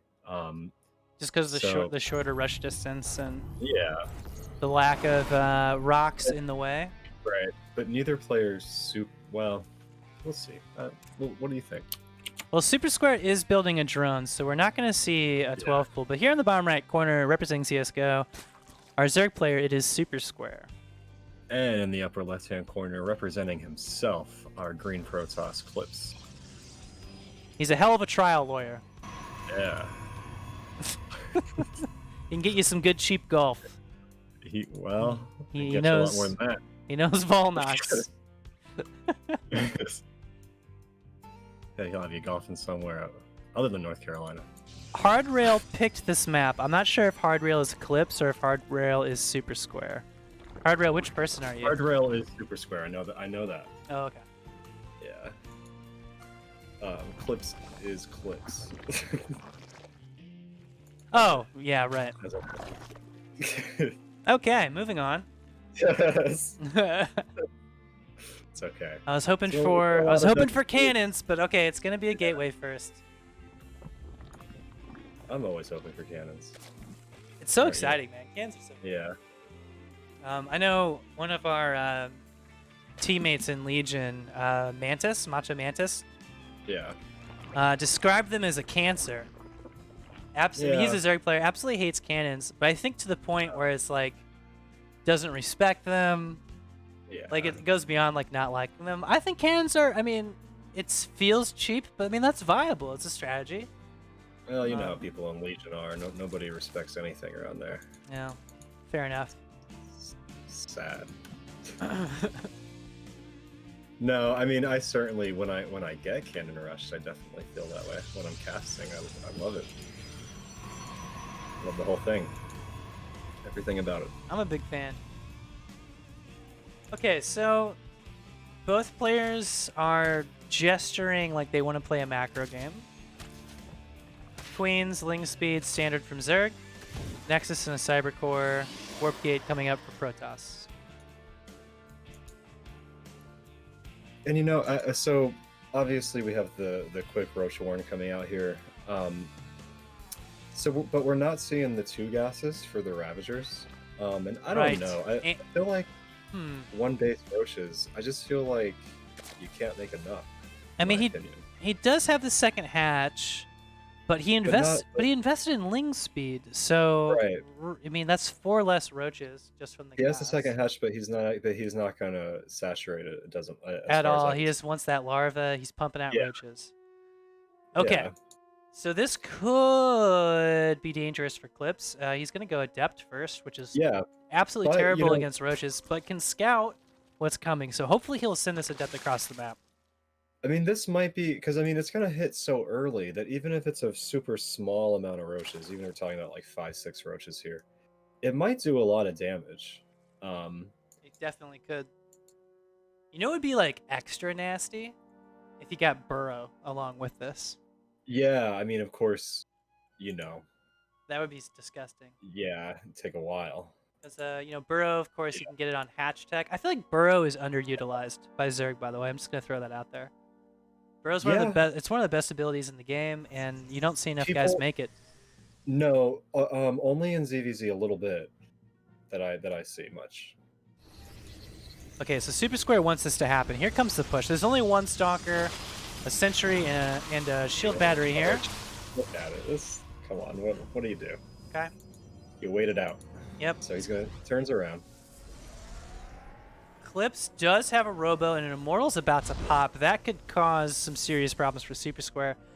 Yeah. He doesn't quite have the Ling count to stop an Immortal yet. He can without that overcharge, he can tear through these Stalkers, but that Immortal is going to be nice. He's got to push through. He's got to push through the wallers. Okay. He's going to step back. Oh, to rally the Lings forward in front of the ranged units. Good moves. He needs to get through this gap. He's not microing the Immortal. The Immortal goes down. Lings go forward. Roaches, get in there. Get in there, Roaches. Roaches, come on, baby. Wait, this is starting to look good for Supersquare. If he can just keep pushing forward. 10 more Lings on the way. Immortal about to pop for Protoss. As long as there's no Roach Mutiny, this looks great for Supersquare. Push through that wall. Get through the gap. Move that Roach out of the gap.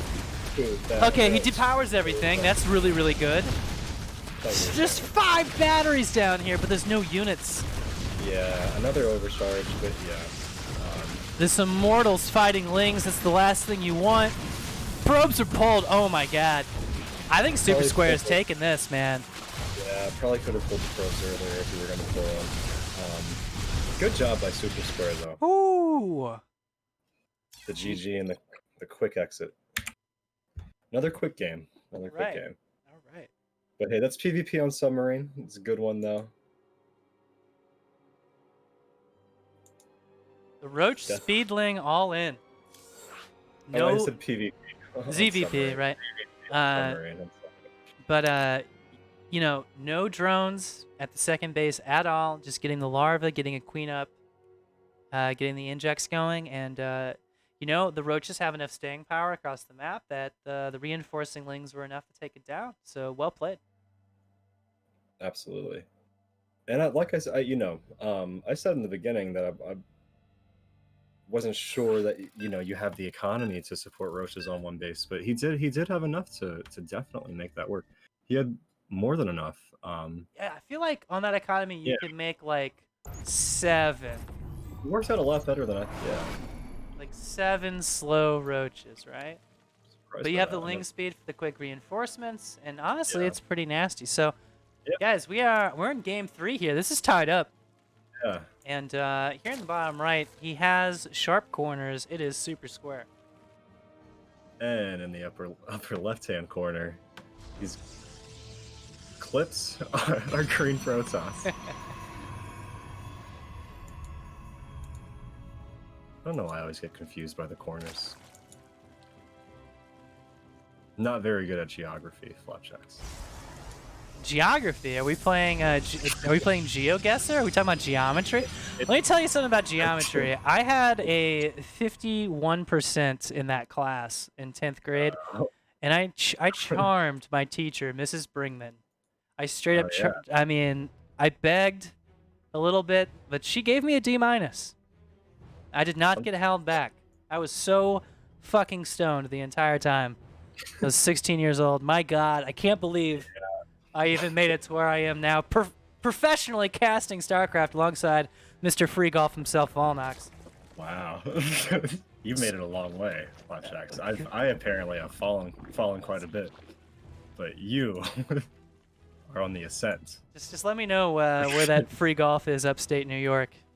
I will. Get me and Dave Testa. Ooh. Yeah. Could you imagine me and Dave? I'm in the city. I'm in Brooklyn, but okay. Could you imagine going golfing with Dave Testa? Like you would like what would happen? Like if you hit a good drive, and he's like, yeah, it's like when you warp in DTs, and it's like, Dave, we're playing golf. I think I don't know. I was trying to go somewhere with that. It didn't quite work out. I think Dave's the kind of guy like you go to a different golf course every time. You know, can't go to the same golf course twice. That's my suspicion. I suspect you might be right. Okay, 2 queens, 4 lings, totally standard stuff. Adept first, warp gate, and super square getting a scout on the Nexus timing at the natural. Super normal stuff. Oh yeah. Stargate again from Clips.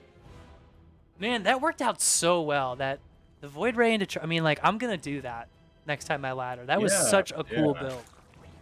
I'm gonna die to that next time I ladder, I'm like, sure. For real, because like yeah. the biggest weakness of that charge dot all in is it's so obvious if they get an overlord into your base.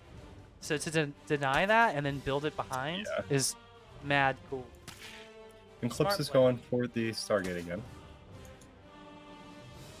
And Ling speed is on the way. Or no, he went for that in the first game, or am I thinking of a different series? That was in the first game of this game, and he's doing a Void Ray first again right now. Yeah. Meanwhile, Super Square is gonna go ahead and take this third base. I think he put this down right around the 3-minute mark.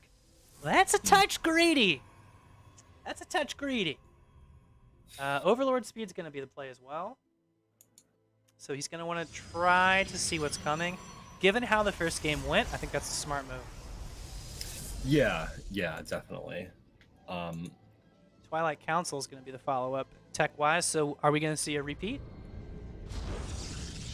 There's the Robo. Are we going to see a repeat here? It does seem like the same build. It sure does. And the Overlord from Super Square is going to see it all. This Void Ray's out of position. He sees everything. The polar opposite of the first game, where he saw nothing at all, and he got totally boned by it because of the great Void Ray positioning. Right. So, yeah, definitely, dude. This Overlord's going to get away. This Void Ray gets nothing. What's the reaction going to be? He wants Roaches and Banes. Did he pull out a gas? He pulled out a gas again. This is that build. He wants to go into charge slots. Yeah. Banes and Roaches are 2 very hard counters to that build. Yeah. Like, this could be Trubs for Clips. 3 spine crawlers going down here as well. He cancels. What did he cancel? The Baneling Nest. Did he? He did cancel the Banes. That That kind of sucks. Yeah. That kind of sucks for Super Square. I mean, Banes are so good against charge lots. But because he made these Lings, well, all right. I guess he's just gonna go Ling Roach. Roaches are also pretty good, especially if you can bunch them up in a corner and reduce surface area.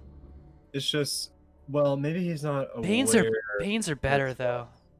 Yeah, well, especially against Zealots. Yeah. He They might clump not up. realize it's Zealots. I don't know. Maybe he didn't notice that that Clips had pulled off a gas again. Yeah, and that's something, I mean, it's in the heat of the moment. The Void Ray was Yeah. coming in, so he had to get out of there pretty And quick. I guess you could also see that there's like no Vespene Geyser taken on this natural at all, which is Getting this strange. right, getting this third base, Super Square needs to defend this, and what does he got? 4 queens, handful of roaches. He can't stop that from dying. Now he does have a Zergling run-by positioned up here at the top, and it looks like he's gonna look. Now there are adepts in the wall, so Clips locking the door behind him here. Zealots and a Void Ray. And again, the spines don't matter when you have a prism, but he's gonna fight him anyway. Some transfuses though. Good transfuses on the spines. That's gonna be enough. Lings get nothing done at the Protoss base. Oh my god, dude, these spines! Shut down. Yeah. Where's the prism? Right. There's the prism. Okay, he's got guys. Yeah. He's got a couple guys in. Some drones are dying. Roaches are gonna move up to intercept. This is medium. I feel like this is medium for both parties. This is gonna be close. It seems. Well, okay. He does have enough roaches. It looks like actually. Protoss has enough empty supply. He can warp in 6 or 7 more charge lots. It looks like that's exactly what he's gonna do. Warps him in range of the spine crawler, but it doesn't matter. Gets the queen too. That's pretty good. Roaches bunched up like this are what you don't want to fight. Yeah. Is he gonna have enough steam to keep this up though? I mean, gosh, Super Square is all the way down on 2 bases now. He's trying to get that third back up. Here's another warp in. Warps into a surround. This is a bad warp in from Clips. That's gonna cost him 800 minerals for not a lot of damage. Okay, well, I feel like Clips can transition out of this now. They're even on workers. The Zerg still hasn't gotten their third base up. He's gonna call it. Well, okay. Oh. Clips is gonna tap out. I think that's an early GG. So let's look. Worker count is about even. Zerg does have double the army supply, but it's only 20 to 10. It's mostly Roach. What does he have? He has 8 gateways. Yeah, he could have tried to fight his way out of this, I think. I mean, Zerg has 1,000 gas in the bank, yeah. But yeah, I think the play here would be to expand and turtle as Clips. I mean, I think if you're playing against a Zerg who, I mean, the third base is almost up, but he killed the third. They're uneven workers. I think it's still a game at the very least. I'm not saying that Clips would have won the game or something. I mean, he's behind. I do think it's still a game potentially. Yeah, I would agree. Clips definitely behind here, but I don't think he's totally dead. He could get back into gas, and I mean, 2 Void Rays would shut down any Roach push. I think if you're at 35 to 33 workers, even if, because you're right, like that's Roach supply. So like, it's inflated. 10 more supply and Roaches. I mean, that's not a. But you're right. He does have all that gas. So I don't know. But also, Zerg has no lair. He's just on Roaches. Meanwhile, every single tech tree is opened up for Protoss. He has Twilight, he has Robo, he has a Stargate. He could go into Archons. He could go into a Fleet Beacon and a third base. Yeah. He was behind, but he was not dead. You're right. He was ahead on tech, behind on bases, but only a little bit, and even on workers. I would, a little behind on art. So a little bit of a kind of a mixed situation. So I think I'd say probably still a game. Yeah, I think it is. But it happens. I've also tapped out of games early, on accident in tournaments. It's so hard to. I mean, it's easy to like watch the game and say what the right call is, but like when you're in it, it's especially when you just lost, 8 charge lots for nothing, and you're like, okay, that was a bad engage. I didn't get into the natural at all. I could see why. Yeah. But all right. Yeah. Well, that was a good series, though. Super Square takes that one 2-1. Yeah. Well played. Well played, and a lot of good games tonight. Yeah, man. I think with that though, Flapjacks, I'm gonna have to head out for tonight. All good. It is a Unfortunately. school night. Yeah, yeah. I do feel you. have to go. I did an 8-hour Yeah. stream before this, so I'm about ready to like turn Oh off God, Streamlabs. you're a machine. Yeah, Yeah. trying to live my dreams. Yeah. Well, hey, I really appreciate you coming and casting with as course, always, man. A lot of fun. Of course, a man. lot of good games tonight too. Yeah, and thanks to everyone who stopped by the stream. Yeah. Thanks Hardrail and Tortle and Bishop for the follow. Appreciate you guys. If I could, before we leave, we do have a tournament on Saturday night, just like a one night only thing. And I know a lot of you guys are probably already aware of that, but can we hit the? Let's hit the. Do you have a link to that? Can we throw that in the yeah, chat? I'm getting that right now, actually. Here we go. And Langston's been really helping me out with these. He's really running, he's really doing the weeklies, but we'll cast those games, or at least many of them, definitely finals, definitely semifinals. So yeah, it's a lot of fun. Live 9 Eastern Saturday night. I'll be there for sure. Flapjacks, you gonna be on Saturday night? I think I might be on Saturday night. Yeah. Awesome. Yeah. Very possible. So, I heard that the winner gets a free tattoo of their race's logo on their neck. So that's right. If you wanted a Terran symbol on your Adam's apple, this is the time to get it. On the neck only, and that is going to be. It has to be on your neck. It has to be on the neck. Also has to be performed by an admin of the Cauldron. All right. I actually have a tattoo gun. You have a tattoo gun. So, do you have any tattooing experience though? I've tattooed myself. You tattooed yourself. Yeah. That might be too much experience. I think you might be disqualified. They're actually they're really bad tattoos though. Well, still, so you have to be tattooed by an admin from Cauldron aside from Flapjack. So, I'll ship it to you, or maybe we'll get Smoke to do it. That'd be hilarious. Smoke seems like he would do it. I mean, he'd probably be a little baked out, but maybe a little nervous, but he would do it. Any of us would be. That man's no coward. No. All right, guys. Well, thanks for coming to the stream. Thanks for checking out the casts. Come check us out on Saturday for the link that's posted in the chat. Absolutely. And we'll cast more group stages sometime later than now. Yeah. Appreciate you guys. All right, cool. Well, have a good night, y'all. And Vulnox, I'll catch you later, man. I'm going to hop off as well. Sounds good. We'll throw a raid at somebody. Let's see who's online right now. See y'all on Saturday. All right, later on, my dude. And we're going to throw a raid at... Oh, let's throw it at Holly. Oh, no, let's throw it at Florencia because he's on. Let's do it.